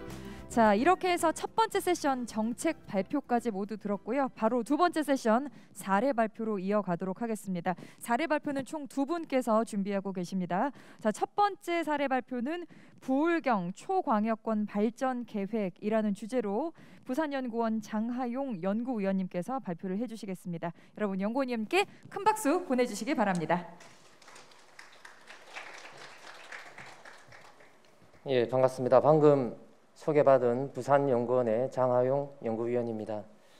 오늘 세 분의 박사님들께서 이미 많은 이야기들을 해주셔서 과연 이러한 고민들을 이 부울경이 어떻게 지금 담고 있는지에 대해서 오늘 귀한 소개를 할 수 있는 시간을 주셔서 감사합니다. 이 부울경이 오늘 국가균형발전이라는 핵심 키워드가 오늘 주제인 초광역 협력이고요. 이 초광역 협력의 확산에 트리거 역할을 할, 바로 방아쇠 역할을 할 이 부울경이 오늘 세 분의 박사님들 고민했던 내용들을 담아서 지금 현재 진행하고 있다라는 말씀을 드리겠습니다. 오늘 조금 양해 말씀드릴 것은, 앞서 세 분의 박사님들은 많은 내용들을 가지고 준비를 해오셨는데 저희들은 지금 현재 준비를 하고 있습니다. 그리고 과정이 진행되고 있기 때문에 과연 우리 이 부울경 초광역권 발전 계획이 어떤 방향으로 가고 있는지, 그리고 어떻게 수립되고 있는지 조금 소개하는 그런 오늘 시간을 가져야 될 것 같습니다. 아마 2월달 초광역권 특별 협약을 하게 되면 아마 더욱더 구체적인 내용들을 또 자세하게 또 다른 자리에서 아마 말씀드릴 수 있을 것 같고요. 오늘은 물론 이것들이 좀 변경은 가능하겠지만 이렇게 소개함으로써 함께 고민을 공유하고, 그리고 타 초광역권 협력의 경우 어떻게 과연 이 발전 계획을 수립해야 될 건지에 대한 그런 힌트들을 좀 줄 수 있는 귀한 자리라고 생각이 듭니다. 이 부울경에 대해서 아까 세 분의 박사님들께서 또 여러 이야기들을 해주셨는데요. 보시는 바와 같이 이 부울경은 부산, 울산, 경남 이 지역입니다. 이 지역이 어떤 잠재력이 있을까요? 아마 여러분들 이 지역 잘 아시겠지만 제일 중요한 것은 바로 수도권 다음에 인구가 있는, 즉 사람이 살고 있는 지역입니다. 또 물론 국가의 어떤 수출이나 또 다양한 기능들을 지금까지 이 부울경이 담당을 해왔고, 또 미래에 그러한 국가의 균형 발전을 위한 기능을 담당하기 위해서 바로 부울경의 초광역 협력이라는 어떤 부분들, 그리고 앞서 이소영 박사님 말씀하셨던 것처럼 이미 그 에너지가 축적되어 있습니다. 바로 그런 축적된 바로 초광역 협력의 에너지가 이번 초광역 발전 계획과 특별 협약을 통해서 아마 가시적인 어떤 성과들이 도출될 것이라고 생각이 듭니다. 물론 이 불경 협력을 이야기하면 다양한 어떤 국가, 지방 소멸 이런 이야기들이 물론 대두가 됩니다. 그런데 우리가 이 지역, 특히 불경 지역을 관심을 가져야 되는 이유는 바로 국가의 미래 새로운 성장 동력이 될 수 있다는 데 우리는 주목했으면 좋겠습니다. 실제 오른쪽에 보시는 바와 같이 주요한 메가시티들은 다 해안가 그리고 해협에 인접해 있습니다. 여러분들 아마 많이 들으셨겠지만 세계의 패권이 바로 서쪽으로 이동하고 있고, 그리고 세계 항로들이 예전에 그런 그 희망봉 항로에서 유럽 항로, 그리고 미래 북극 항로가 바로 개설이 된다면 바로 그 14세기 도보 해협의 시대에서 21세기는 말라카 해협, 즉 우리가 그런 시대를 보내고 있죠. 그리고 바로 미래에는 바로 대한 해협의 시대가 올 것이고, 이 대한 해협의 시대에 핵심적인 바로 메가시티의 기능을 할 곳이 바로 우리 불경이라는, 우리가 좀 더 미래지향적인 어떤 측면으로 이 불경 지역들이 왜 필요한지에 대해서 같이 고민하면 좋겠습니다.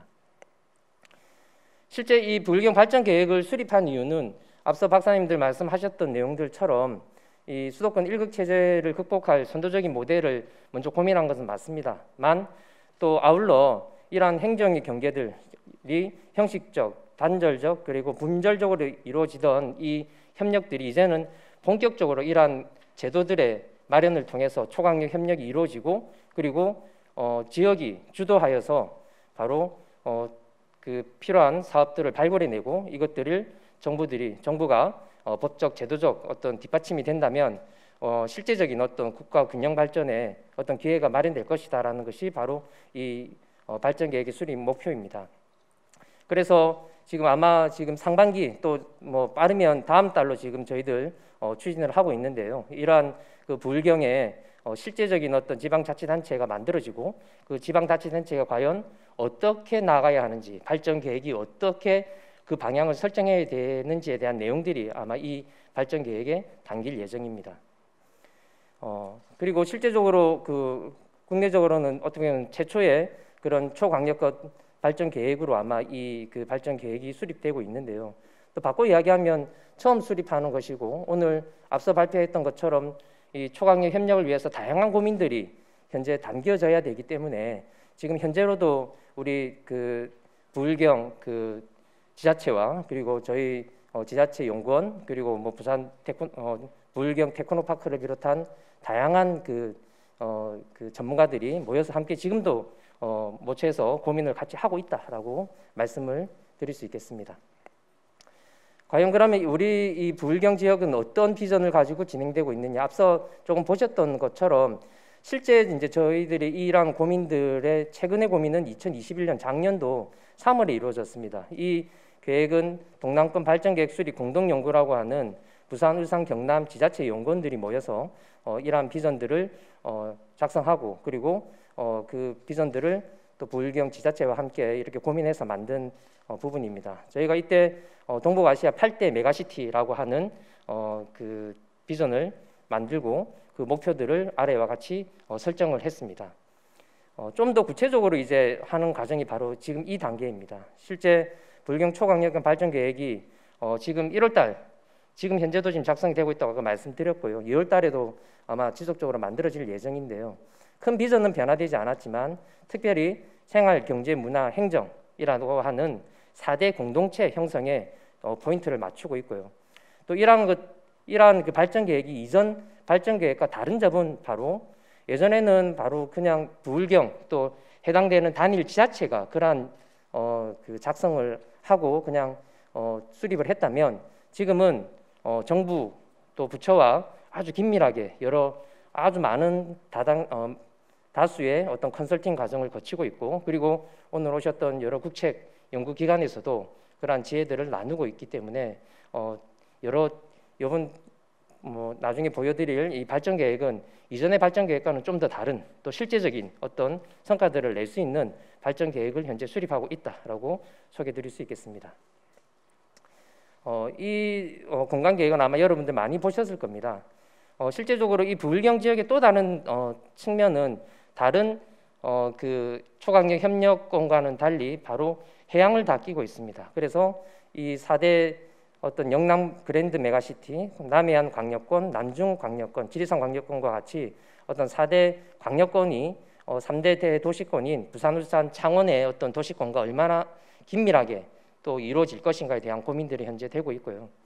실제 국가 균형 발전이라고 하는 큰 주제에 이 초강력 협력이 있다면 이 초강력 협력을 짜면서 또 다른 숙제는 이 초강력 협력을 하면서 소외되는 지역이 없이 이 초강력 협력을 하는 여러 도시와 또 시군이 어느 것 하나 소외됨 없이 또 같이 가야 되는 것이 또 이 초강력 협력의 핵심 어떻게 보면 성공 요인이라고 생각하고 있습니다. 그래서 이러한 것들을 어떻게 연계와 협력을 통해서 유기적으로 이것들을 이 지역들을 발전할지에 대한 고민들이 현재 또 지금 이루어지고 있다라고 말씀을 드리고요. 작년 3월 당시에 이제 이러한 그 초강력 협력을 통해서 인구는 1,000만 이상, 그리고 GDP는 491조 이상, 그리고 통행 시간은 가까운 그 주요 핵심 도시 간에는 30분, 그리고 부울경 지역에는 1시간 이내의 어떤 생활권을 만들므로써 말미암아 여러 시너지 효과를 낼 수 있다라고 목표를 설정했었습니다. 자, 그러면 이제부터 좀 세부적인 어떤 내용들을 설명해 드리도록 하겠습니다. 아까 발표하신 내용들 중에서 바로 이 산업, 인재, 공간이라고 하는 큰 3가지 주제를 바탕으로 해서 현재도 지금 작성이 되고 있고, 보시는 부분 중에 지금 산업은 조금 발표 자료랑 좀 다른 부분이 있습니다. 바로 어제 또 그 내용들이 수정이 되어서 또 바로 또 반영을 해서 아마 여러분들 발표 내용과 다를 텐데요. 올라오면서 제가 또 수정을 할 정도로 지금 현재도 계속적으로 이런 어떤 수정 보완 작업이 이루어지고 있다라는 것 여러분들 좀 이해해 주시기 바랍니다. 산업은 전반적인 주제는 똑같습니다. 바로 협력, 연계, 상생을 통해서 그린 스마트 경제 메가시티를 구현하는 것이 저희 부울경 그 초강력경 협력의 핵심 키워드이고요.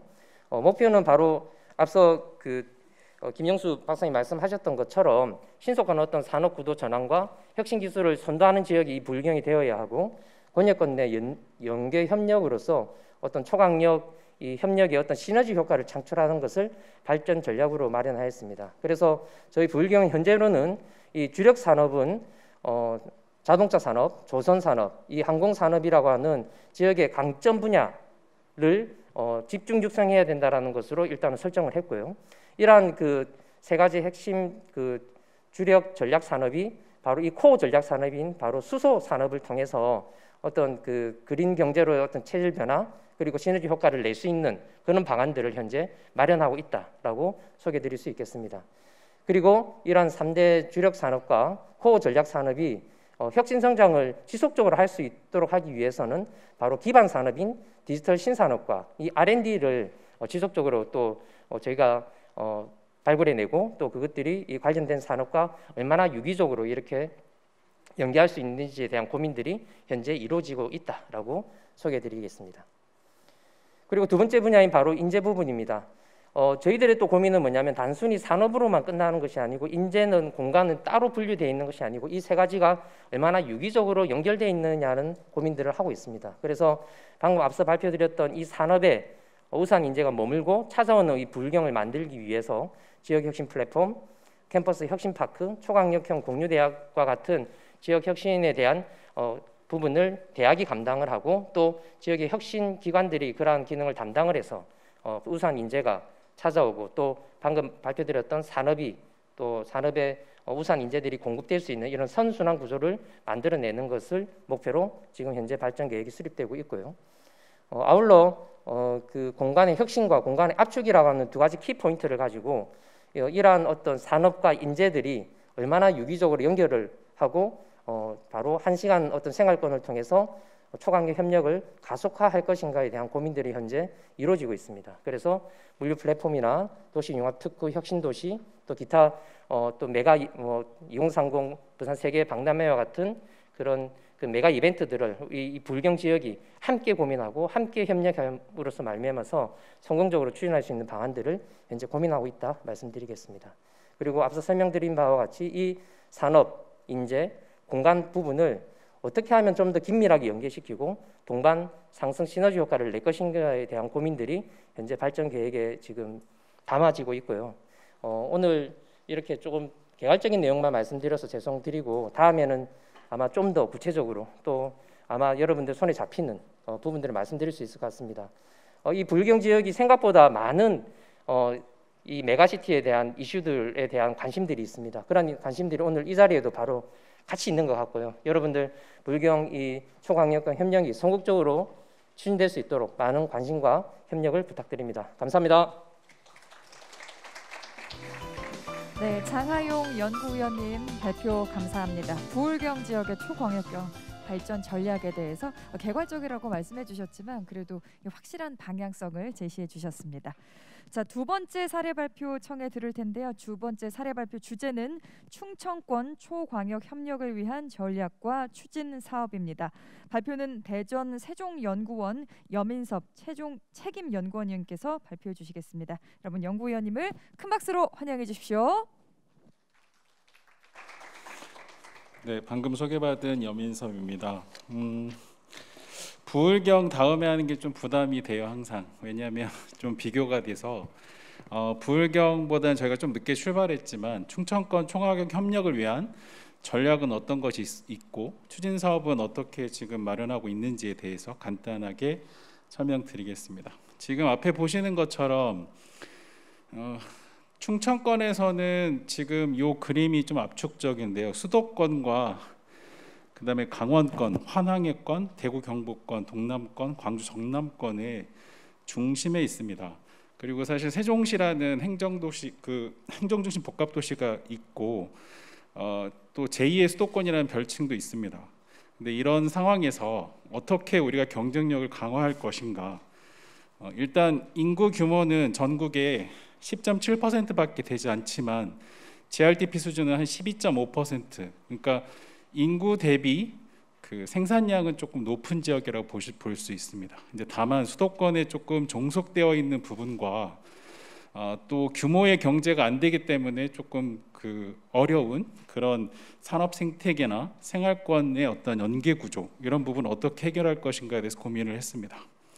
여기에서 이제 4차 산업혁명 시대라는 새로운 이런 흐름에 맞춰서 미래 혁신 성장의 거점 충청권 메가시티를 어떻게 해 나갈 것인지 고민한 내용을 간단히 말씀드리도록 하겠습니다.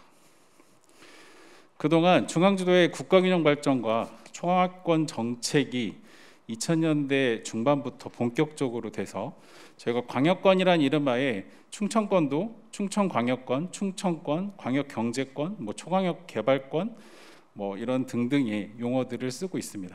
지금 저희 충청권은 2020년도에 11월에 저희가 그 4개 지자체 단체장님께서 대한민국 균형 발전의 중심이 되고자 하는 그 협약을 맺고 이렇게 국토의 중심부에 위치한 충청권과 행정수도 완성을 바라는 충청권 그리고 혁신도시 조성과 완성을 위해서 가는 충청권이라는 이름 하에 이렇게 비전과 목표를 정하고 그 협력적 기능 분담을 위한 충청권을 만들어 보자 이렇게 해서 지역차원의 비전과 목표를 정립을 하고 있습니다. 그 충청권 메가시티는 사실 메가시티 규모에 걸맞지 않지만 약 553만 명 정도밖에 안 되고 메가시티의 기준이 한 1000만 명 이상이라고 봤을 때 수도권 정도가 될 것 같습니다. 저희가 이제 그런 규모는 안 되지만 일단 메가시티란 용어는 그냥 저희가 조작적 용어라고 보시면 될 것 같고요. 다만 저희가 대전광역시나 청주, 천안아산, 그리고 세종 이렇게 거점을 갖고 있는 도시지만 사실 대도시권이라면 또 대전광역시가 대도시권이라고 할 수 있고 그렇게 이제 저희가 이제 속된 말로 조금 중심성이 약화된 지역이기 때문에 어떻게 해 나갈 것인지 그러면 이런 상황에서 전 세계적으로는 대도시로의 인구 집중 현상이 뚜렷하게 나타나고 있고 그 대도시권이 좀 살아남는 현상이 벌어지고 있습니다. 그리고 거점 도시 중심의 기능적 연결을 강화하고 있으며 광역화된 지역의 글로벌 경쟁력에 더욱 주목하고 있는 상황에서 그 글로벌 기업 유치라든지 지역의 혁신 인재 발굴이라든지 어떤 혁신 환경을 구축해가는 과정이 가장 중요하다고 보겠습니다. 그래서 저희가 이렇게 4개 지자체가 일단은 공동 번영을 위한 지역 주도의 정책 기획을 수립하고 그래서 작년에 저희 용역을 수행했습니다.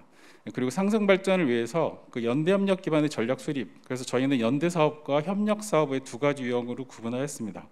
연대 사업은 충청권을 넘어서 4개 지자체가 동시에 함께 하는 사업이라고 보시면 될 것 같고, 협력 사업은 2개 지자체 이상이 기존에 했던 것이나 앞으로 계속 지속적으로 할 수 있는 것들, 이런 부분이라고 보시면 될 것 같습니다.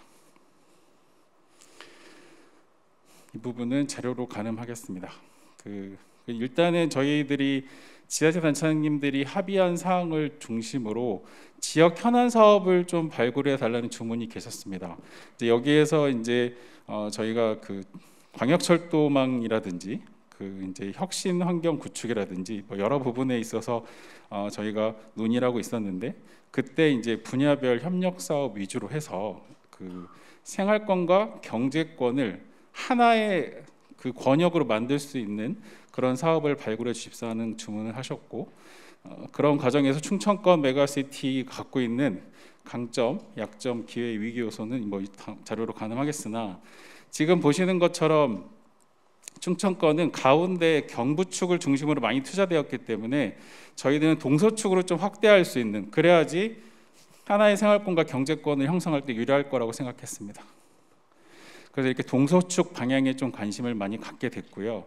이것들이 그 단순히 충청권만 성장하거나 공동 번영하는 것이 아니라 그 전국의 그 우리나라 국가균형 발전에 좀 그 추동력을 주고자 했던 노력을 했습니다. 그래서 저희는 이제 충청권 메가시티 리전이라고 해서 기본 구상을 4차 산업혁명 시대의 혁신을 연결할 수 있는 경제권을 형성하고, 그 지역 균형 발전 시대의 서비스에 충실한 생활권을 형성하자.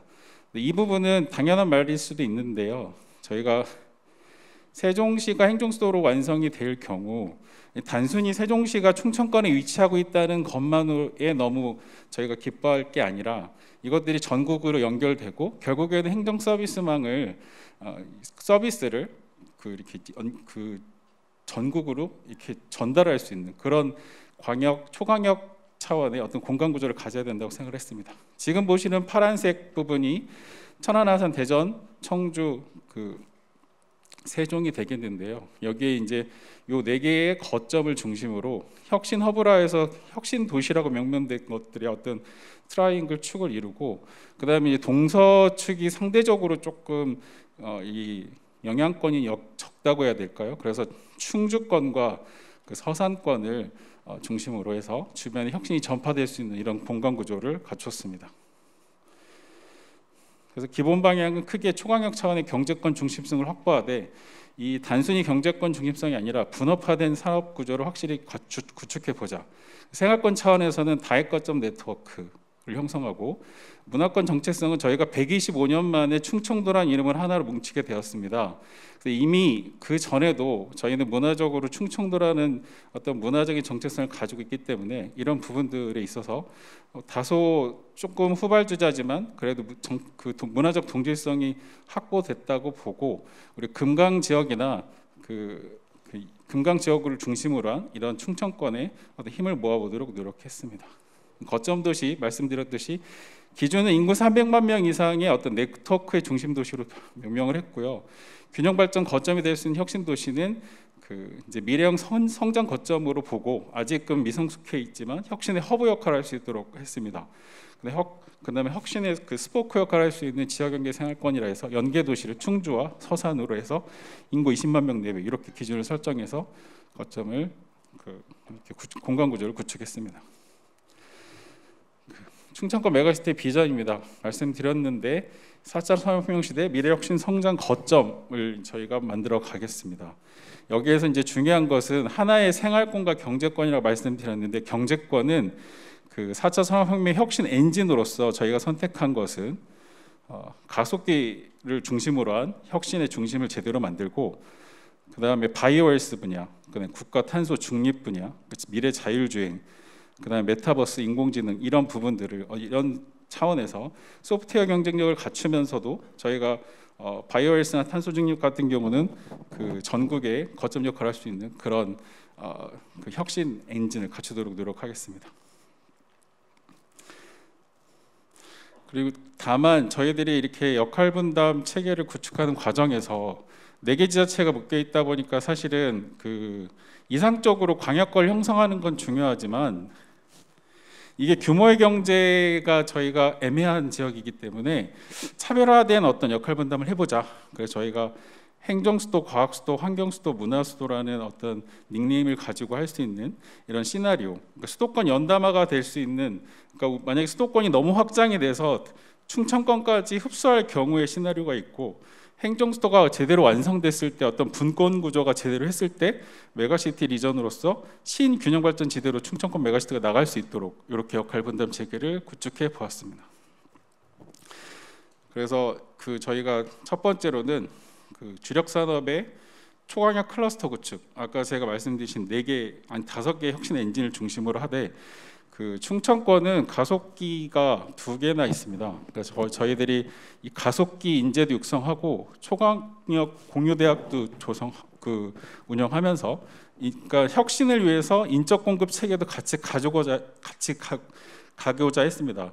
그리고 지금 이 4개가 사실은 그 순환철도로 연결을 해서 아까 인재들은 사실은 그 철도망을 중심으로 혹은 대중교통망을 중심으로 그런 것들이 잘 갖추어진 지역에 인재들이 몰리기 때문에 그런 그 순환철도망 속에서 총학형 클러스터를 같이 구축할 수 있는, 즉 생활권과 경제권의 계속 지속적인 어떤 이게 따로 분리되는 것이 아니라 같이 통합하는 어떤 그런 전략과 사업들을 제시하고 있습니다.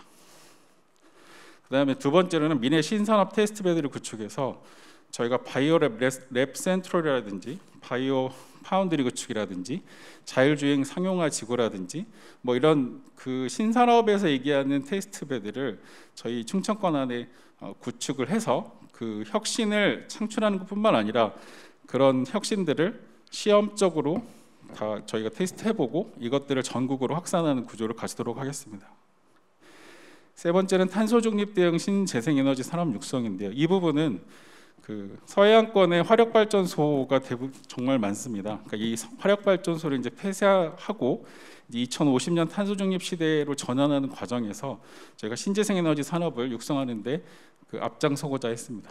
네 번째는 총광역 인프라인데 아까 말씀드린 그 30분 안에 그 중심 이 대도시권을 연결하고 저 중소도시권까지는 50분 안에 연결하는 초광역 인프라를 구축하도록 하겠습니다. 저희가 청주공항과 그다음에 서산공항을 중심으로 공항을 2개를 갖추게 되고 그 이제 광역철도, 일반철도 다 합치되 그 철도망을 중심으로 해서 미래 그 컴팩트 시티를 구축해서 미래형 인재들이 그 거주할 수 있는 그런 주거 환경을 가지도록 하겠습니다. 이렇게 해서 저희가 9대 전략을 이렇게 제시를 했고요. 그다음에 이런 전략들이 이제 한 96개 추진 사업을 설정을 해서 광역 3으로 정해진 다음에 그 저희가 이제 지금 되고 있는 과정이 이 광역 3으로 되기 전에 지역 현안 혹은 충청권 광역권 협력을 제대로 구축할 수 있는 사업이 무엇이 있느냐, 그래서 3대 목표, 9대 전략, 96개 추진 사업을 제시한 상태입니다. 다만 이제 저희가 1단계 과정이 있는데요. 협력 거버넌스 체계를 구축하는 과정에서 올해는 저희가 거버넌스를 어떤 형태로 충청권에 걸맞는 거버넌스는 무엇이냐 했을 때 그 부분을 올해 또 연구하게 되겠고요. 이런 부분들이 저희가 포럼 형태로 광역 인프라, 광역 산업 경제, 사회문화 분야의 어떤 큰 포럼이 있고, 그 다음에 올해 이제 시작하게 되는 거버넌스 포럼을 해서 총 이렇게 4가지 분야로 가는데, 그러니까 인프라, 산업 경제, 사회문화가 어떤 광역 개발이나 교통, 수송, 혁신 산업, 환경 안전 분야를 초광역 차원에서 광역 3으로 돌릴 수 있는 이런 사업들을 고민하는 어떤 관리 체계라고 보시면 될 것 같고, 광역 행정 거버넌스 같은 경우는 이것들을 어떻게 행정 서비스를 통합 관리하는 체계를 갖출 것인지에 대한 논의라고 보시면 될 것 같습니다.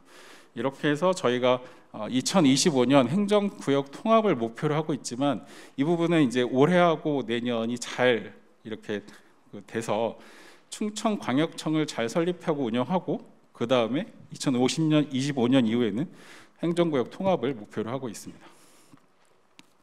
지금 보시는 것처럼 사업 내용을 일일이 다 말씀드릴 수는 없지만 그 전에 말씀드린 이제 저희가 생활권과 경제권을 어떻게 형성할 건지에 대해서 혁신 엔진이 무엇이고, 그다음에 그것들을 인프라는 어떻게 갖출 것이며, 사회문화적으로는 어떻게 통합 충청권이라는 브랜드를 구축할 것인지, 뭐 이런 부분들을 담아봤습니다.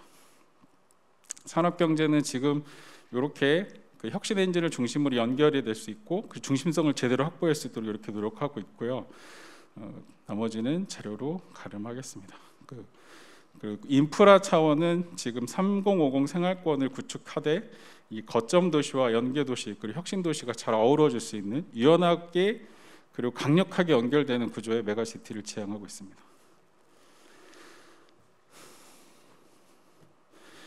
지금 보시는 건 이제 교통망 골격인데요. 사실은 이제 충청권이라고 해도 총광역 사업의 한계는 재정적인 지원이 저희가 이제 재정 자립도 이런 부분을 봤을 때는 대부분 국가 사업에 기댈 수밖에 없는데 저희가 일단 이렇게 남북축 8개 그리고 동서축 3개 그리고 2개 X축으로 해서 이 매트리스망 체계 안에서도 중심성, 이 거점 도시의 중심성을 확보하고 주변으로의 어떤 행정 서비스망을 제대로 구축할 수 있는 이런 망을 구축해 봤고요.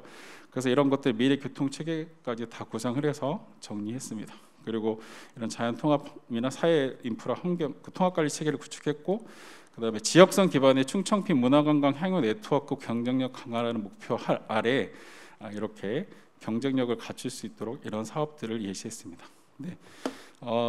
이상으로 이런 사업들을 일일이 말씀드리면 좋겠지만 일단 자료로 가늠하겠고요.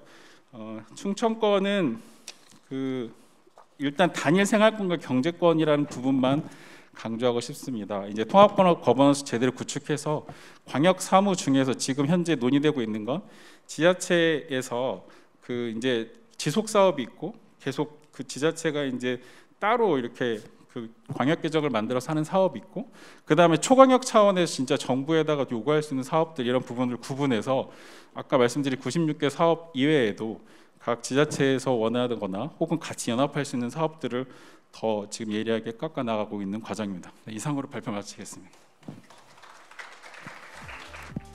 네, 여민섭 책임연구위원님 발표 감사드립니다. 이렇게 해서 충청권 발전 전략까지 들어봤습니다. 자, 첫 번째 세션 정책 발표 그리고 두 번째 세션 사례 발표까지 이렇게 마치겠고요. 이어서 종합 토론을 진행할 예정입니다. 자, 종합 토론 전에 저희가 무대 정리 시간이 조금 필요해서 약 5분 정도 짧게 쉬는 시간을 갖도록 하겠습니다. 네, 저희가 조금씩 시간이 지연됐기 때문에 부지런히 진행을 하겠습니다. 한 5분 정도 휴식 시간 가지시고 다시 이곳에서 뵙겠습니다. 고맙습니다.